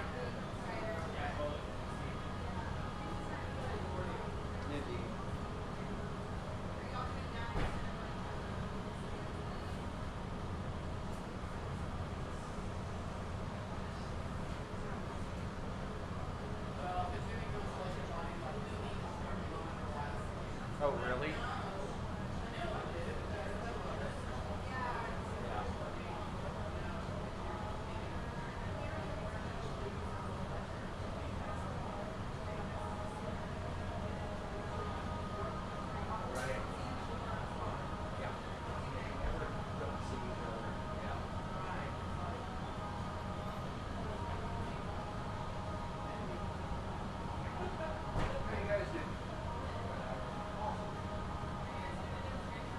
I am waiting for those little sticks of color to get nice and toasty. So, here are these little boogers. There's a fuchsia, veiled over the vanilla. Vanilla is a super stiff color. Those are all really nice tight lines. You gotta get warm. We're gonna roll, get a couple of gathers, roll those up on the exterior, get that super cooked in, give it a massive twist. That creates a big spiral of those cane lines. And then, depending on how much glass I need, there's a preheated cup in one of our other coolers here. It's sitting at 1,050. We're going to take that block and stick it into a collar and then blow that out. But he isn't telling you that all those techniques are super hard. Well, I don't know it. Your eyes. I can kill 3, right? I think so. But I want to keep this basically this size. Is there enough room to stand it up in that top box? We'd have to go underneath sun. And if we go underneath, it's not going to stand. It'll have to go on its, lay on its side. Right. Let's keep 3 up just in case. Like that.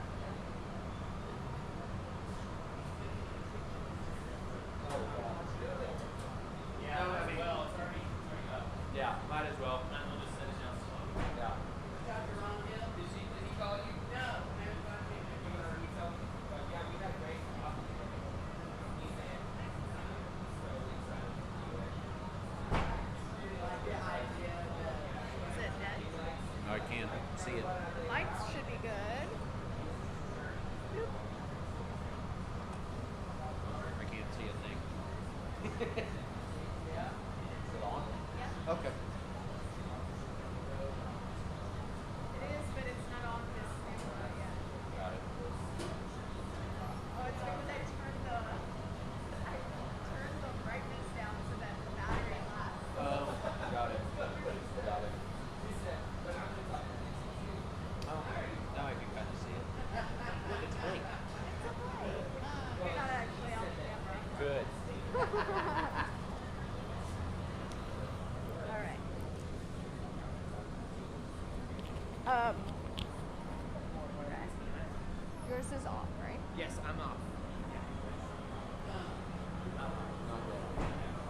We need more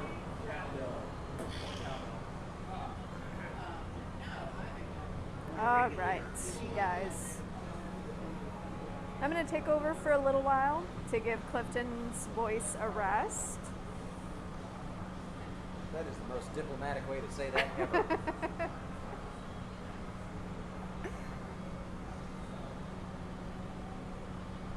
So we'll certainly hit this with the fluffy porch. Oh yeah, yeah. Fluffy, yeah. Yeah, fluffy, yeah. Fluffy, yeah, yeah, yeah. So for this piece, Kevin is planning on rolling up this cane. These are a beautiful cranberry color with a white core. He's gonna roll up these canes and then he's got a stuffed cup. It's not in the color pickup, it's in our rollout kiln, right? Yeah, it's in here. So this will roll out this way. Kevin will come from above. Yeah, Kevin's gonna jump up just like Blake. He's gonna stuff that bubble. or that cup with a bubble. So if you guys have been hanging out for our entire live stream, you saw the first thing that he made was super awesome. It was this cup that looked like kind of boring, right? It just had a little bit of color on the top. That cup is basically what he's got in this box. The only difference is that this cup that's in here right now has been carved. So Kevin has gone in and put a pattern in the cup that he's going to pick up. So if you guys are curious to see what he has planned for this next piece, he's got a little bit of a drawing up here of what he's kind of thinking about creating. So this is just going to be a guideline for this next piece.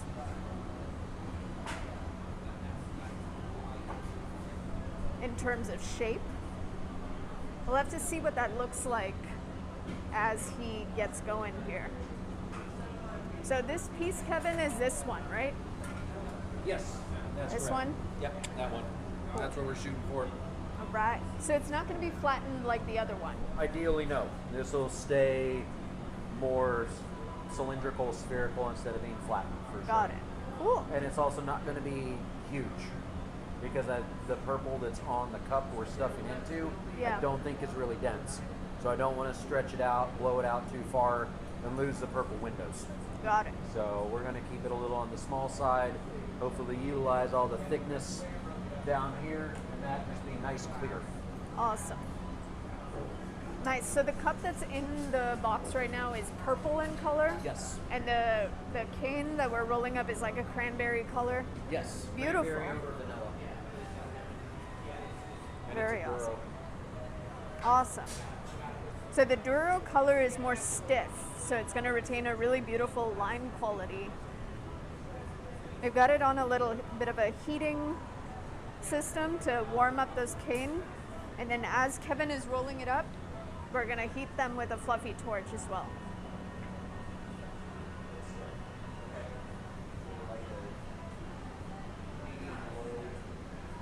So you guys, this is going to probably be our final piece of the evening. Don't forget to share this stream. If you know that someone is pretty excited about glass making, or if you think that someone might be excited about glass making, share this stream with them. We're going to be streaming for about an hour more. And this will be our final piece of the evening.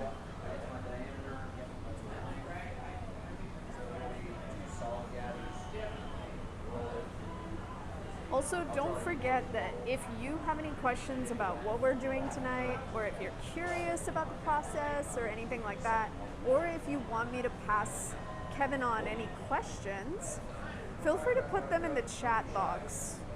You guys know we're always happy to try to answer questions if we can. And if I don't know the answers, I'm always happy to pass them on to our team to seek out those answers for you guys. So Kevin is gathering up glass from our 2100 degree furnace. Now the furnace is pretty hot.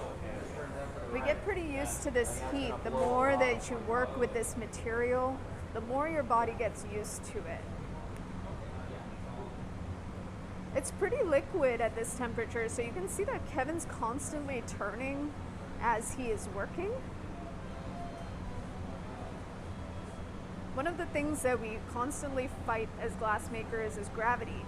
So the moment you stop turning, the glass is going to want to drop right to the floor. Kevin is using this marver to shape the glass, and then you can see he's put a little bit of air into the blowpipe to inflate the bubble a little bit.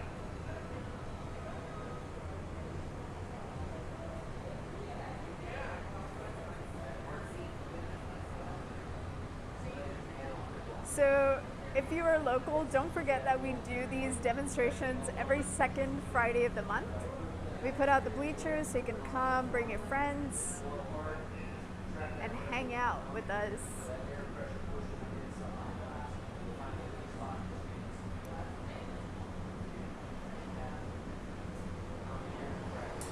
Now we have a ton of classes happening this month. We have a ton of classes set up for the rest of the year. If this has been on your bucket list, don't forget that we are a really awesome resource for that. So if you're thinking about picking up a new hobby, if you are just looking for something to do, maybe with a date. I know we're coming up to Valentine's Day, so if you've got someone special you want to bring in to have a really, really awesome experience, don't forget that glass is pretty fantastic. And we have a ton of class offerings on our website.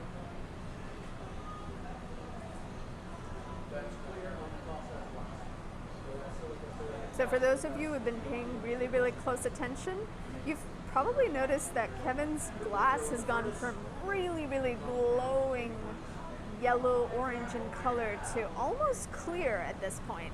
It's almost clear. Have about 20 seconds of actual. Still got a little bit of color in there, still a little bit of yellow. At that point, it's solid. But the glass, when it is very hot, gives off quite a bit of heat. So you can see our reheating chamber glowing yellow there. That's sitting at about 2300 degrees. And so the glass takes on that energy too. So Kevin's going back into the furnace. We're gonna see that that glass is very hot. It's like super bright yellow when it comes out.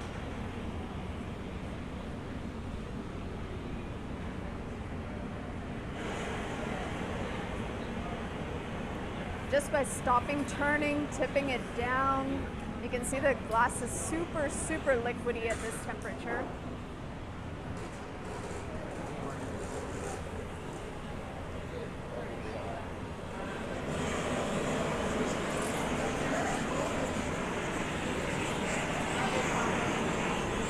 See you then. Miss you.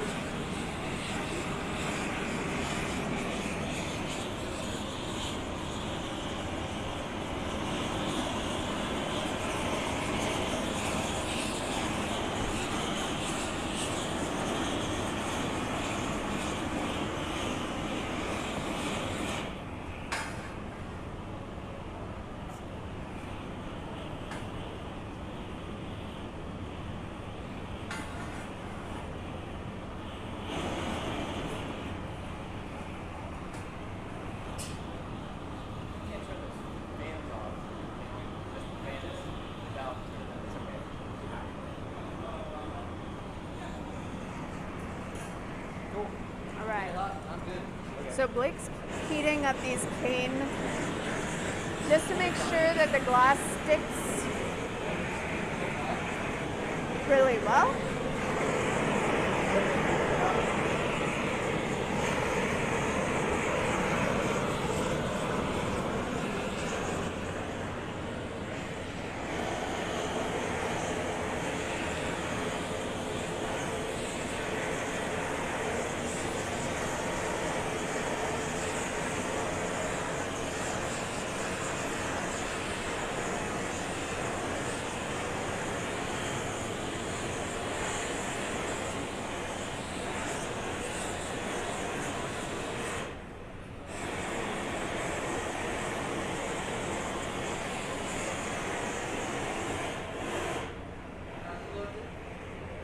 Pretty warm.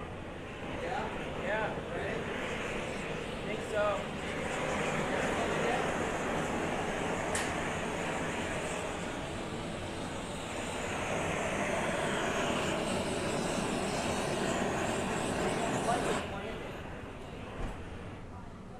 All right. So the reason for heating up all that cane is we don't want it to crack when Kevin touches it with hot glass. So we usually keep it on a heating pad, Nice heat, Blake. and then Blake was hitting it with a fluffy torch to heat up all those cane.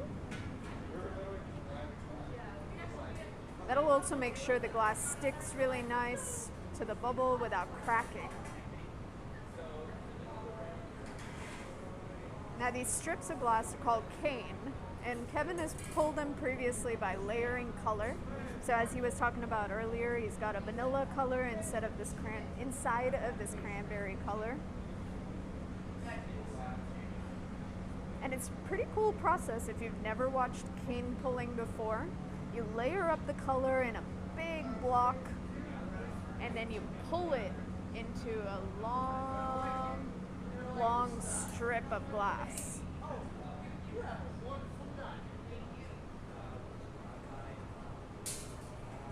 That strip of glass is then broken down into consistent lengths, and we call those cane. Once you've got a bunch of cane, you can then roll it up on a bubble. You can roll it up on what we call a collar, and then work with it to create a vessel with stripes. That's like one of the best ways to create stripes in glass.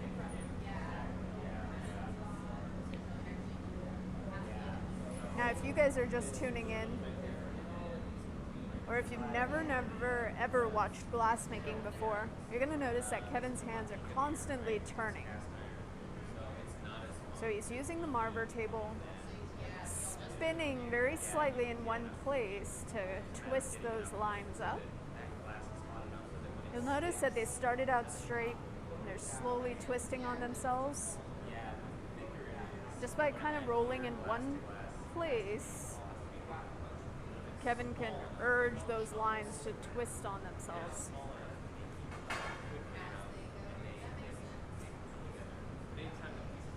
The Marver table is pretty cool. It used to originally be marble that people used for rolling glass, and it has slowly evolved into being a steel table. So most glass studios have a steel table for rolling glass on. Such a great tool.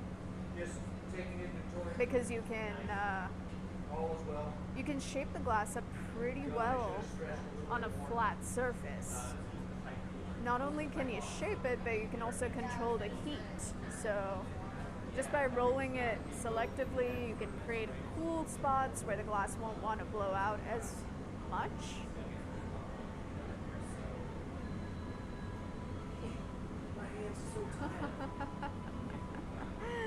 So Kevin's twisting up his color a little more by using one of our little metal blocks.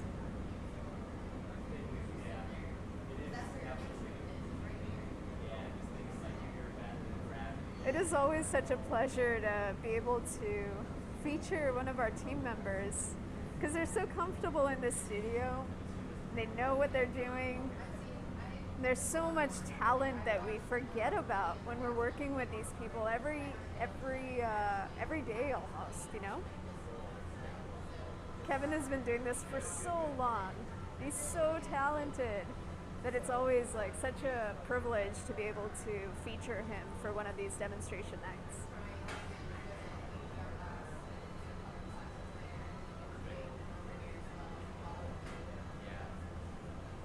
By the way, I know you guys, those of you who have taken classes with us, you all know our staff like probably fairly well. We have such an amazing, talented, wonderful staff on site. Like everyone here is pretty amazing. If you've never taken a class here, please do.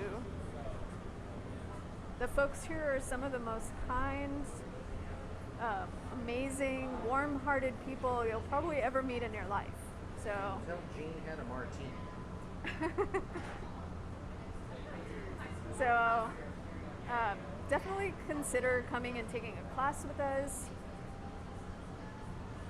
especially if this has been on your bucket list. I know that glass making is actually on a lot of people's wish list. It's such a fun process to come try.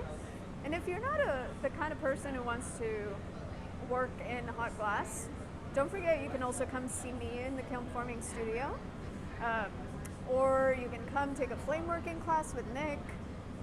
We are slowly expanding those programs too. We have tons and tons of classes in those areas, but we're constantly developing new processes and new items.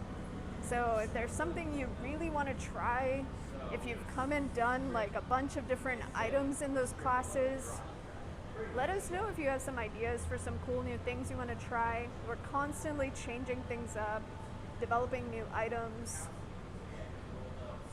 and trying to offer you guys new ways to explore the material.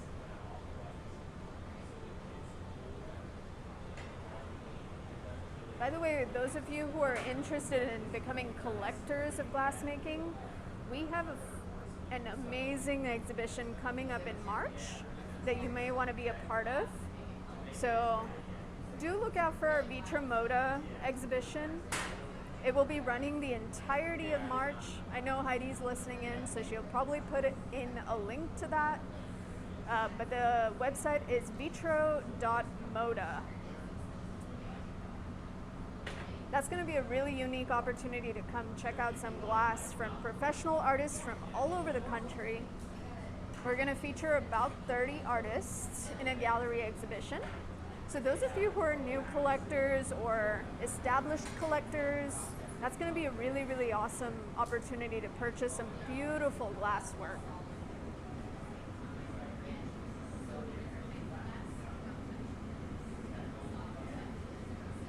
This is also like kind of a new thing for Vitramoda that we're doing, where we are offering the opportunity to host private receptions. So if that's something of interest to you, if you have a group of people that you would like to hang out with at our exhibition space, do let us know. Can probably make that happen. Thanks, Heidi, for putting that link in the chat for us. So those of you who have been with us a long time know our Vitramoda exhibition as a fundraiser that happens as a one-night only event. This is a little bit different from that. We're slowly transitioning to being able to feature artists for about a month in a gallery setting. Super excited for that.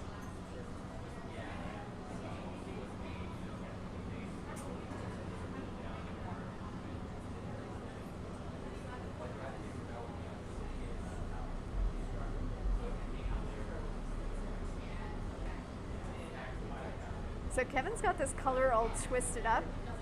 Looks pretty awesome. You guys remember it started out as straight lines going down the length of the bubble and is now twisted up on itself.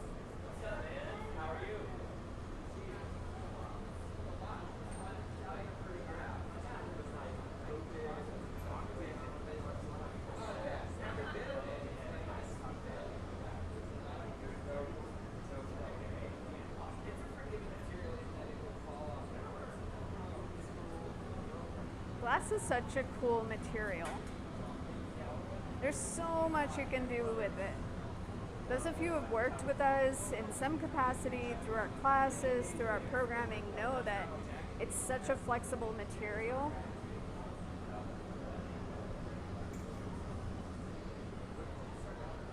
And you can be a lifelong learner.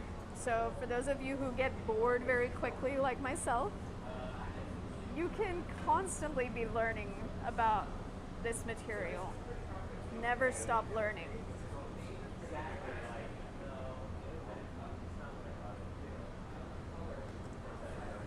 I will warn you though, those of you who are planning on taking a class, it is very likely you will get addicted. It's one of those materials, like I said, you can never stop learning about it. And that can be kind of problematic for your wallet, but it is worth it. It's totally worth it.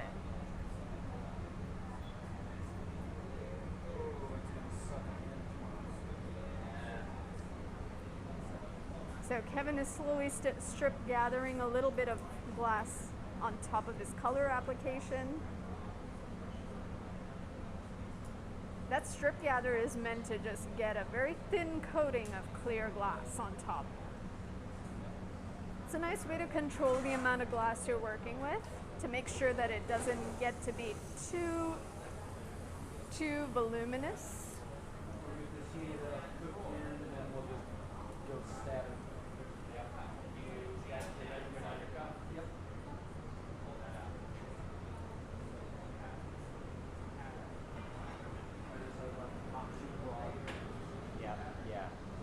Especially at the bottom. And then he's going to be shaping it a little bit before we stuff this cup. That was your last gather, right, Kevin?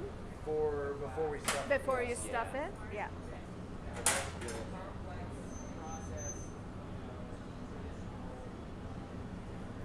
So Kevin's cutting a little bit of excess glass off of the tip there.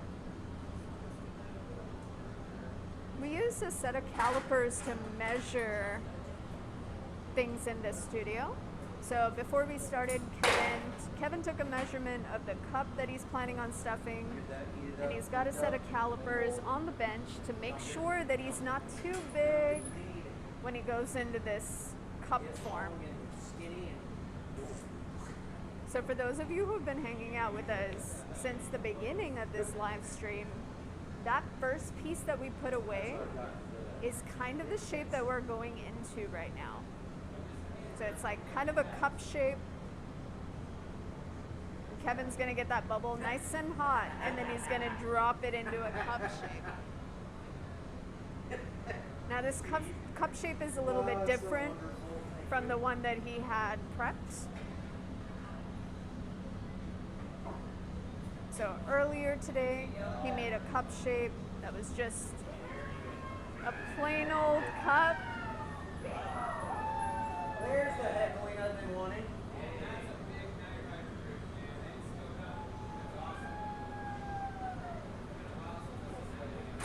Alright, we're going to heat this up and we'll go drop it in there. But the cup that he is stuffing into tonight has been carved. So he made that cup a while ago.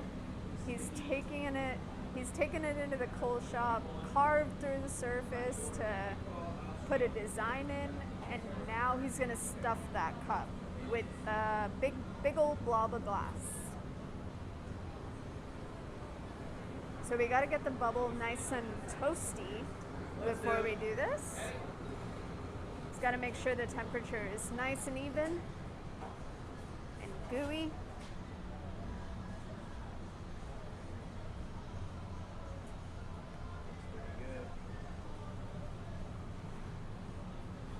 And then that cup is also kept quite toasty before he stuffs the cup. Glass is super heat sensitive, so we gotta make sure that the cup is the same temperature, nice and toasty. Usually kept warm enough to not crack, but not too hot, because we don't want it to lose its shape. So Blake is dusting off the outside just to make sure there's no debris on the outside. We got some heating through it. Yeah. But you guys can see the cup that Kevin has carved. You're in a perfect position. So all of those spots that you guys are seeing on the outside, that was all carved cold. And then I'm going to put another layer of clear glass on top of that.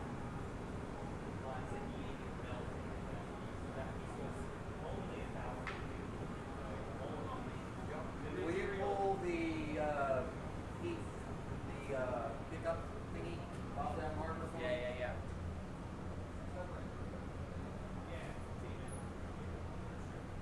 Flat plate. That's the complicated term. Flat plate.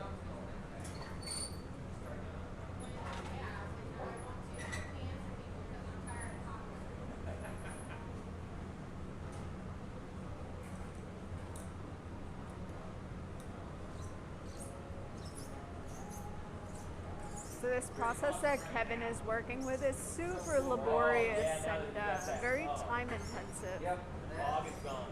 Because not only does he have to start with a cup, he also has to go through the process of grinding and cutting through the material. Now that twisty pattern is inside the cup. So for those of you who were watching earlier, saw the cranberry stripes that were twisted on each other. Fluffy the back section. That is now underneath this bubble pattern that he's got going on. Oh, it's heavy, it's hot.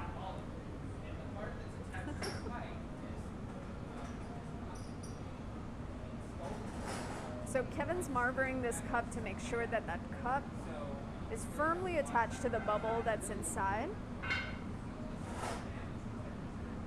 He's gonna kind of keep heating and marbling until those two pieces like become one.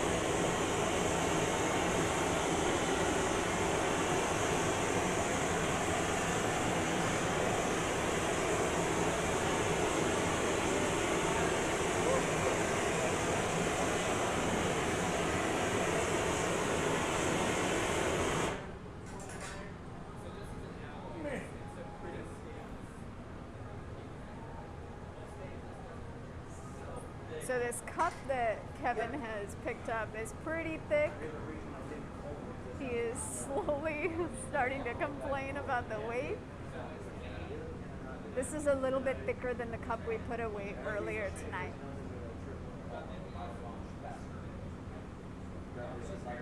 So those of you who are local to Fort Worth, don't forget to come out next month to check us out. We are going to be at the gallery down the street that is part of the Everly Plaza building. I don't know if the name of that gallery has formally been announced yet, so I won't announce it on this live stream, but it is part of the Everly Plaza building.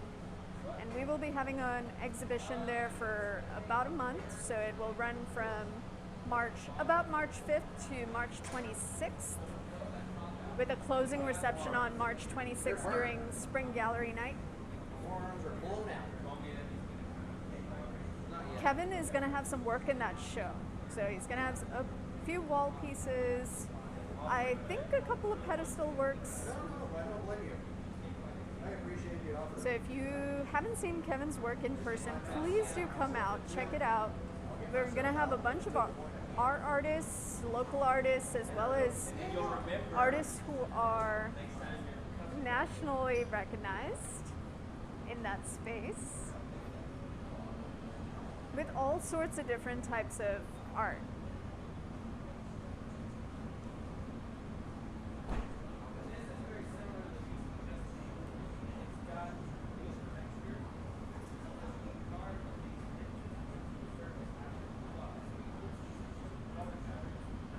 So Kevin's got to make sure that that cup that he's got on the outside is firmly attached, almost fully bonded to the bubble that he's got on the inside.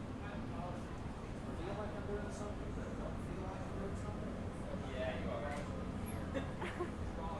All of a sudden, you're like, it'll be like, oh, I did do something. Like 10 minutes later, it's gonna be.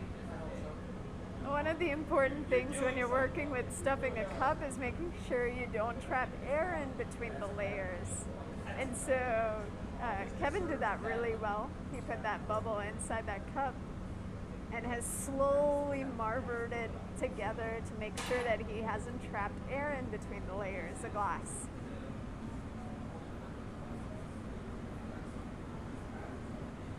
Now, cold working is a process that we don't talk about very much on this live Cold stream. working is awesome. But it is awesome.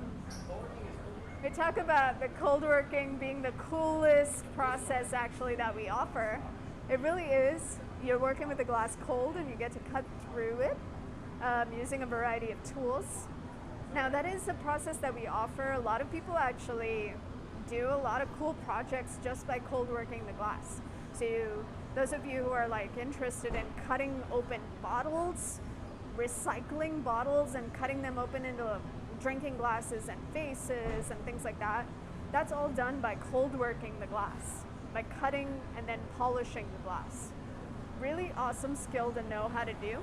We do offer a cold working 101 class that would be a very cool skill to have.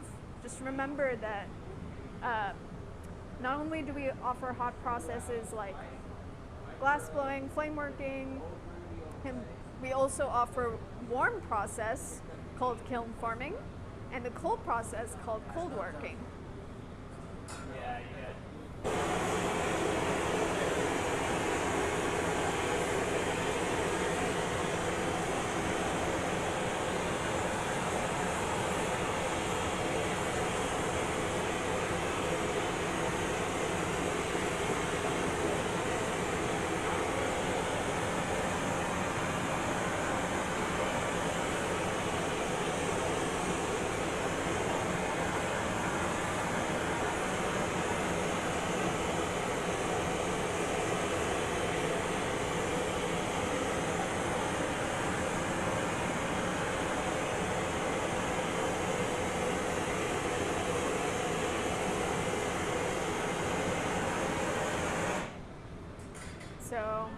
do consider coming and taking a class with us. We've got tons of offerings.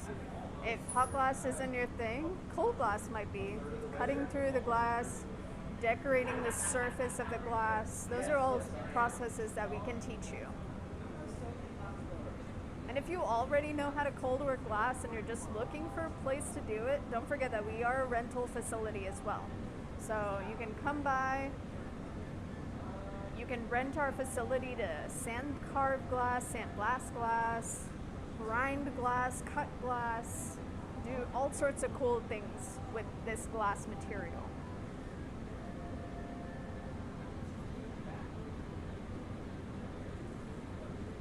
So Heidi's super awesome. She's put a link to that Cold Working 101 class that I mentioned a little while ago. Those of you who are glassmakers who have not really explored cold working to its fullest potential, you may want to consider thinking about how much cold working can really add to your process. So no matter whether you are a flame worker, kiln former, glass blower, cold working is kind of an essential part of what we do as glass makers. I will learn you. So consider it. Think about increasing your cold working skills. If you haven't done a ton of cold working, I know a lot of flame workers follow us, and a lot of flame workers don't tend to cold work, but we have had a few flame workers come through our studio who tend to facet and carve glass, borosilicate. It just adds another level. Cold working really elevates this material.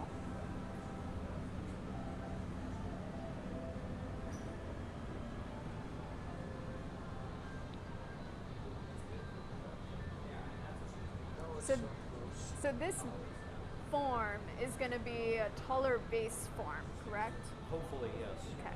If I can survive that long. If you can survive that long. Are you planning on gathering over this? Okay. All right. Yep. You got this, Kevin. Nope, Blake has this eventually. All right.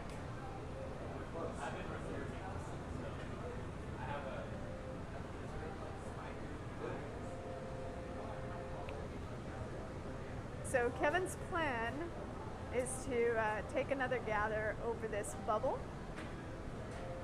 We might be going a little longer than 9 p.m. tonight.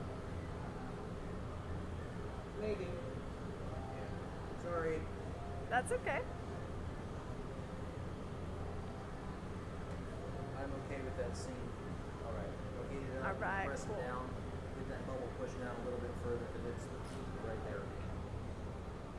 Oh yeah. Man, that's beautiful. I don't know if you guys can see those super cool lines in there. Yeah, this cane looks so good under those bubbles. Yeah, eventually we'll just make paperweights. Yeah. I guess we'll blow it out. We don't have to. We can put a neckline in it. All good. It'd be beautiful. Might need a That's why we got 3. That's why we got 3. We can end at 9. We could. What we have.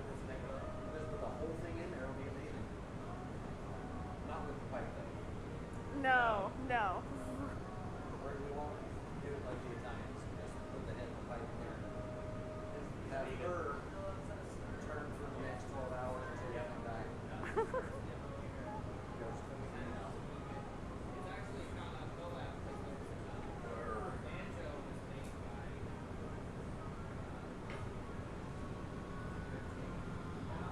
Jeff, Ballard, you're welcome. I know. So Kevin is smoothing out the surface a little bit. They might blow a little bit Yes, certainly. Go ahead. Yeah. just to Don't be shy. increase the size of the bubble inside a little bit. And the next step after this is going to be letting it cool a little bit Give it a shot. and then gathering over it. Okay.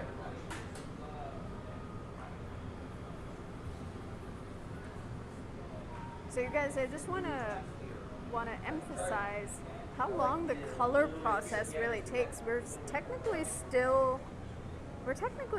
We've been working with just the color application for the last 45 minutes. So when you're looking at a piece of glass, it's easy to look at it and appreciate it for what it looks like in its final stage without realizing how much work really went into the making of that piece. A lot of glass work is very, very laborious. And so Kevin started with a cup. He allowed that cup to cool down to room temperature. Took a bunch of time to cold work and carve into the surface, and that's not even going into the cane that he took time to pull, those strips of glass that have the cranberry and vanilla color in them. So glass is a very laborious process once you get into these very technical color applications. Makes you appreciate the medium a lot more when you realize how much time and effort go into creating each individual piece. There we go.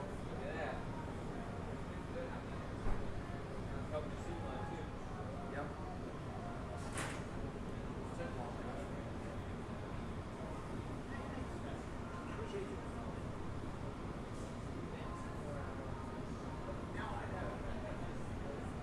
That's enough. Pretty So let's take a closer.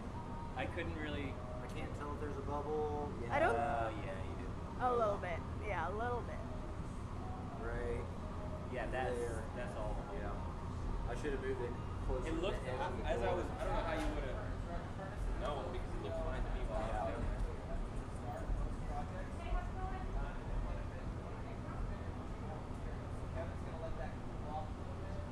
So we're gonna let this cool off quite a bit. You wanna make sure that pattern doesn't distort as it goes into the furnace. I'm not going to strip it. So he's gonna make sure he's continuously turning until it chills out a little bit. Right? Go for a And, little more, and I'm going to come up and take all that and Yeah. move it off. We're gonna gather So I'm just a gonna layer of redistribute clear that on clear top of across. this color. No, I want to keep it. Oh, So that's gotcha, going to create gotcha. that Oh. big clear Yeah, bottom yeah, yeah, section for us. That's why we're pre-blowing that bubble up there. So when we do blow this, it's going to move a hell of a lot faster up there and not push.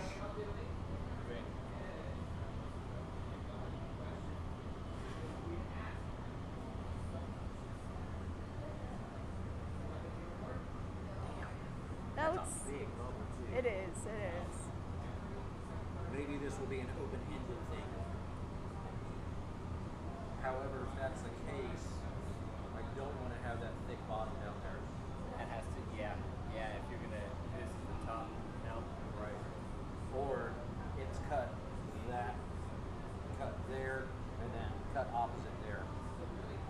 Okay, so that's what we'll do. We'll do a strip gather, but I'm not going to redistribute the clear. We'll keep it even. Yeah. And just kind of blow it out, make it more like a big egg. Yeah. Yep. Go from there.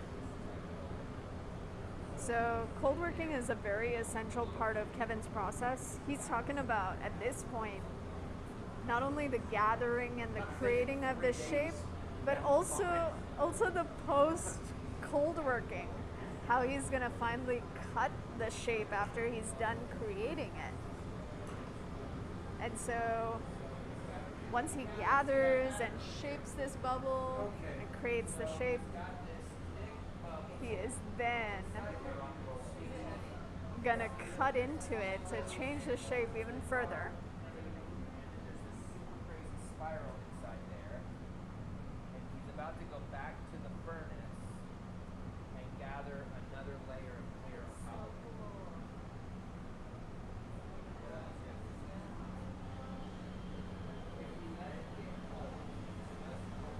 All right, hobo time. All right.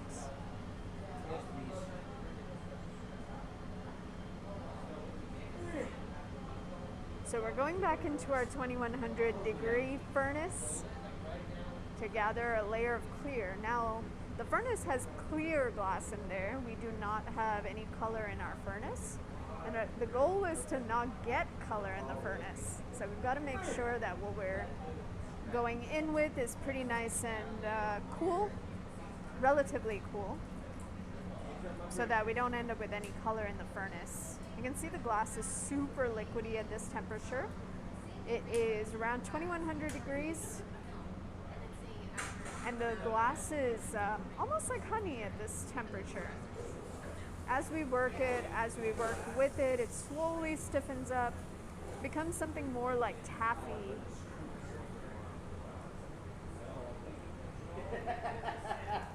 Allow for just the right amount of stress without it breaking. It will shatter and break the light. Now it looks like Kevin's doing this pretty effortlessly, but I can guarantee you that that glass is very, very, very heavy.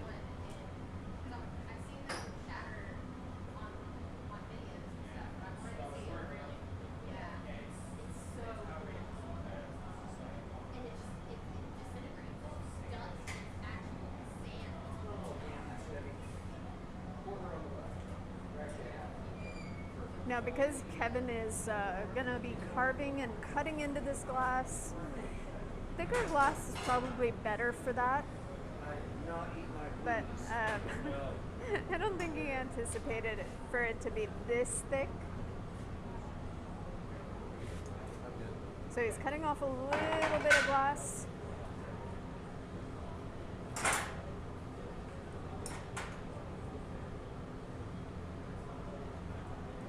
Little bit of that excess.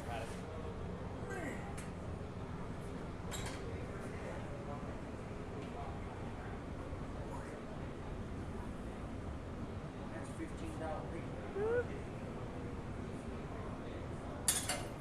Yes, good tea, thank you. A little water on the paper, please. Thank you, sir. Come back, do a little shaky, shaky. No air this time. All right. Just channel a little Janet Jackson, get some control.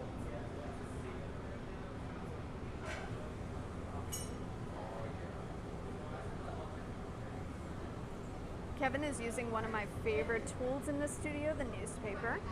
That newspaper is just wet, and the glass kind of rides on a layer of steam as it's being shaped. It's pretty nice because you can put your hand very, very close to the glass surface without getting burned. So you can almost control the shape of the glass with your hand. That brings you closer to the material than most of our other tools that are on the bench there.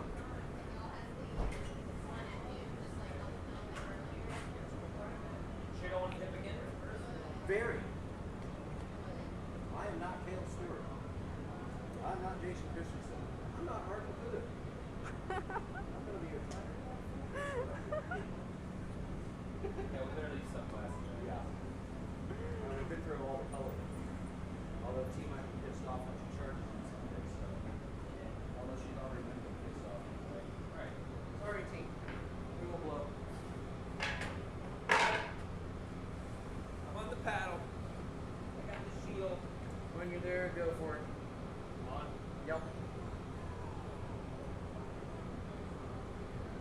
So Kevin is shaping the glass while Blake is blowing. You can see that Blake's got a little tube in his mouth that's attached to the end of the blowpipe. And that's what's causing the glass to inflate.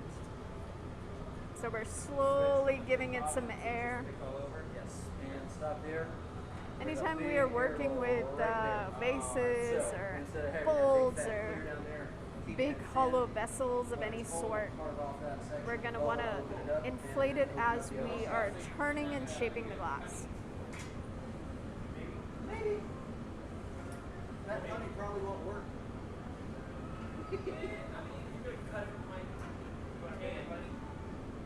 Have another one up there. Just in case. We may Yeah, just. it's that one that, yeah, I was waiting for the glass to pop off now.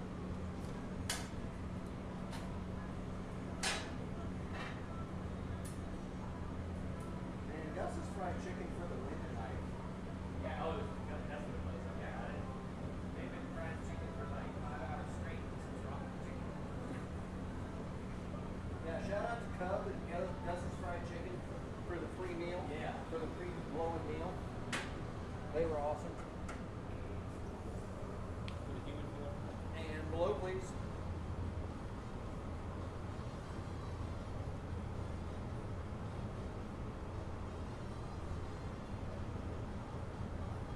So you guys don't forget, we do this every second Friday of the month. Our Open Studio Night demonstration next month is going to feature an artist from out of town who's just moved to the area.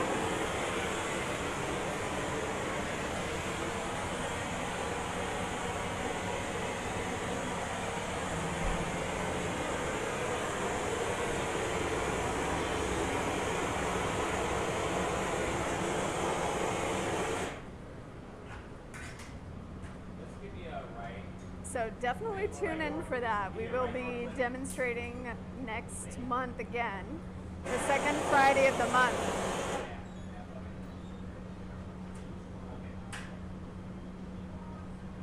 You guys will definitely want to check that one out in person. So if you're local, don't forget you can stop by, hang out with us, bring some friends, bring your family, come hang out with us in person.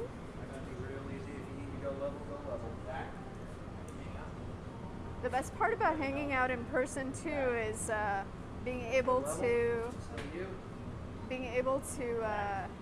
talk with our glass blowers in person, give them a little bit of a hard time in person rather than online. So don't forget to stop by, come check us out. Yeah, that's absolutely. Yeah. And if you guys are, those of you who are watching, if you're a glassmaker, if you're interested in coming and hanging out with us, participating with us in some form or fashion, please do reach out to us. We're always looking to make new friends. We've discovered a bunch of new people in our area recently who are moving to our area. We're always excited to meet other people who love glass. So if you work with this material, please reach out. Just drop a hello to our email through our website. Thanks for coming by. You bet.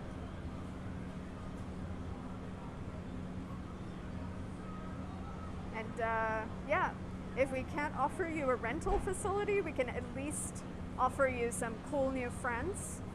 Our team is pretty cool, and we'd love to meet you. So if you are a glassmaker, please do reach out to us. We have a ton of artist opportunities, so if you are kind of thinking you might be ready to do a demonstration with us, we do have a bunch of opportunities available, and we'd love to host you.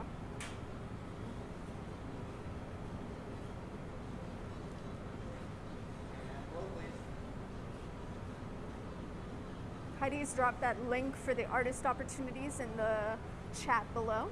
So if you guys know any local glassmakers or any glassmakers that are pretty near the Texas area and you want them to come out and hang out with us, please let them know that we're always looking to feature different artists. We'll bring them in, we can put them up for the night, have them demo with us, or we can work with them in different ways, like having them participate in some of our exhibitions, all sorts of stuff. So we have Krista Westbrook demonstrating with us next month. You guys will definitely want to join in and check that out. She's awesome. We're super excited to have her on site with us. These look extra long.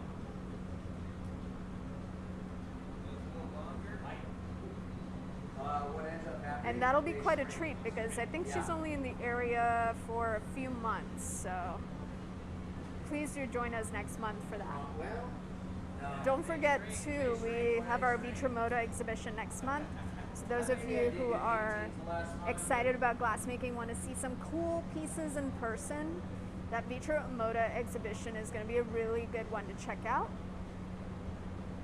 We have our closing night reception on March 26th for the Fort Worth Art Dealers Association Gallery Night.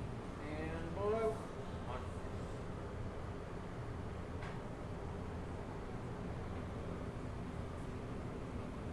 That's actually a really great opportunity to pick up some cool glasswork for your home too. So definitely check that out. Stop. Do that again. A little less stretch or just blow.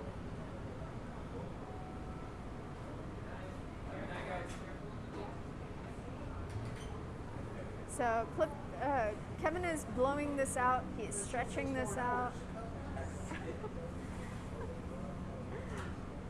This vessel is going to be a little taller than the first one that we had going. So the first one, as you guys remember, was round and kind of flat on both sides. This one's going to be a taller vessel form.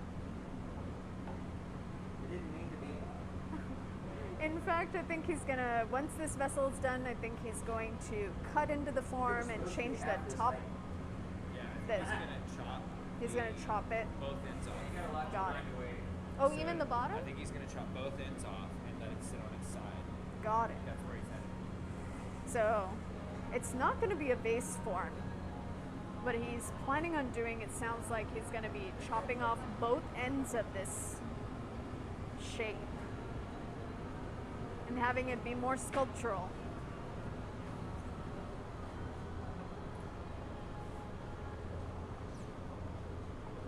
All right, Blake, start easy. Easy. Get that shape set up.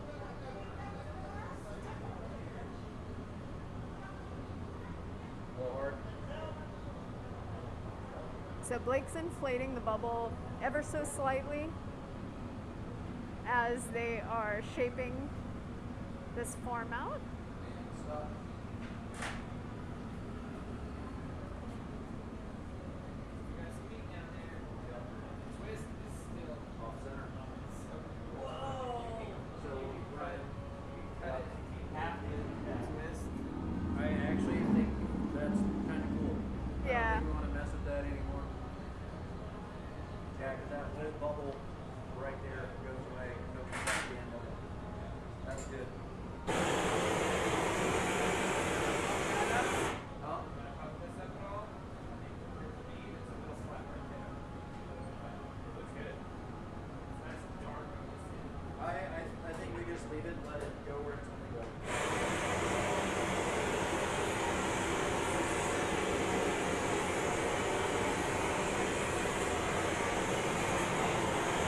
Is there space to lay it down?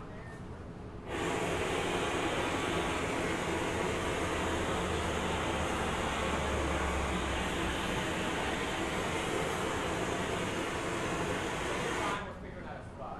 Okay. How you guys doing? A little tired? A little hot? A little overextended? But mostly done.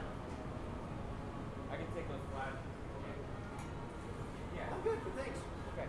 Appreciate it. I didn't use you nearly as much as I could have. You're welcome. Yeah,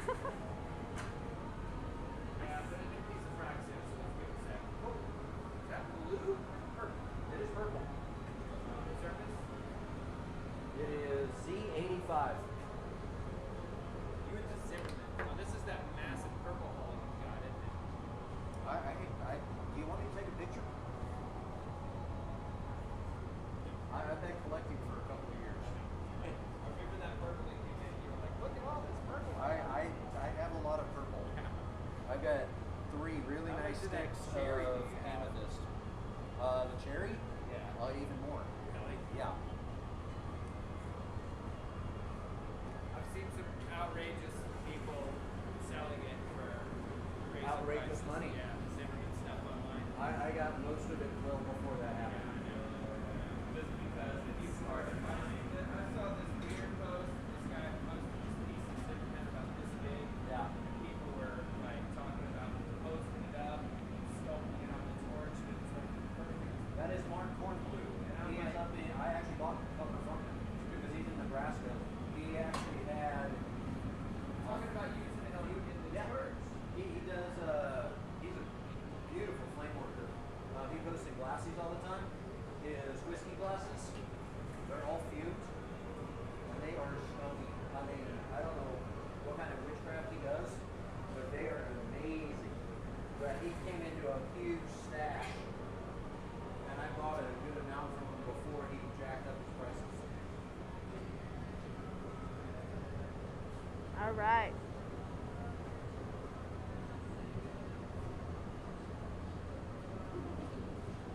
So we're just flashing down the piece at this point, waiting for the annealer. Right? Boom! Waiting for the annealer to be nice and toasty because we just put a little bit of a landing pad in there for this piece. Oh, but it's going to chop all the ends off, so what's up? Twist up or twist down? Good termination there.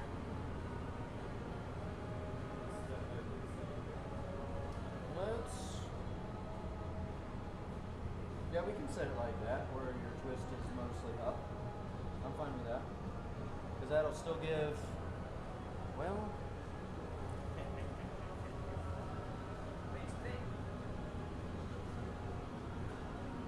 set it sideways. Twist it sideways. Yep. So, I'll give it to you in the right orientation. sounds good. How's that? So that way, when I do I'm going to take some pictures of Okay, I have mine. Still have mine. here. Yeah, this one is good. All right, clips back on the mic. All right, so as we wind this down, Kevin's just gonna flash a few more times, let this kind of even out. Then we're gonna break it free of the pipe and put it into the annealer. But I wanna, again, recognize the team. I wanna thank Jean Fernandez, who's on the camera now. She's been on the mic and helping to illustrate and narrate what's been happening tonight.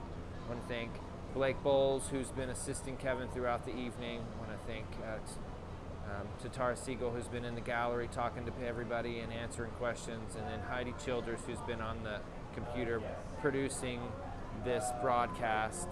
It takes a team, doesn't it? And we're really fortunate to have a wonderful group of people who work here at Seneca Studios, so I want to recognize them and thank them. And certainly most deliberately this evening, our featured artist, Mr. Kevin McGehee. Kevin is a founding artist here. He is the studio's coordinator. He has done everything that we have ever done here, more than anyone else. His dedication is unmatched, and we cannot thank him enough. We would highlight him every month if we could. So I want to thank him for all that he's done and recognizing him and Seneca Studios. So Kevin is putting a little bit of water right on that neckline he defined with the jacks earlier, and he's having Blake pick it up. They've oriented it the way they want it to sit, and then he's going to send it away to the annealing oven to cool off nice and slow. There's pieces in there from throughout the day, and now that one goes in, and it will cool off with the rest of them over a probably 14, 18-hour cycle. Nice moves. Thanks, Kevin. Thank you very much. Nice work, Blake. I want to recognize the Fort Worth Arts for their continued support, the Texas Commission on the Arts, the R4 Foundation, the Ann L. and Carol Green Rhodes Charitable Trust, and all of the supporters who have donated over the years to help make Seneca Studios possible. It would not be possible without donations from everyone, so thank you. All right, you guys. Join us again on the second Friday of next month for another demonstration. We've got a great lineup scheduled for the rest of 2022. Jean's doing a little dance for us. So join us again for another demonstration in March of 2022. I'm gonna get a little shot of Heidi. Oh, she's hiding. She's hiding. She's hiding on there. Yeah, thanks, Heidi. Us tonight. Y'all enjoy this beautiful Texas weather. Yeah. Seneca Studios, School of Glass, the Texas Glass Station, Fort Worth, Texas.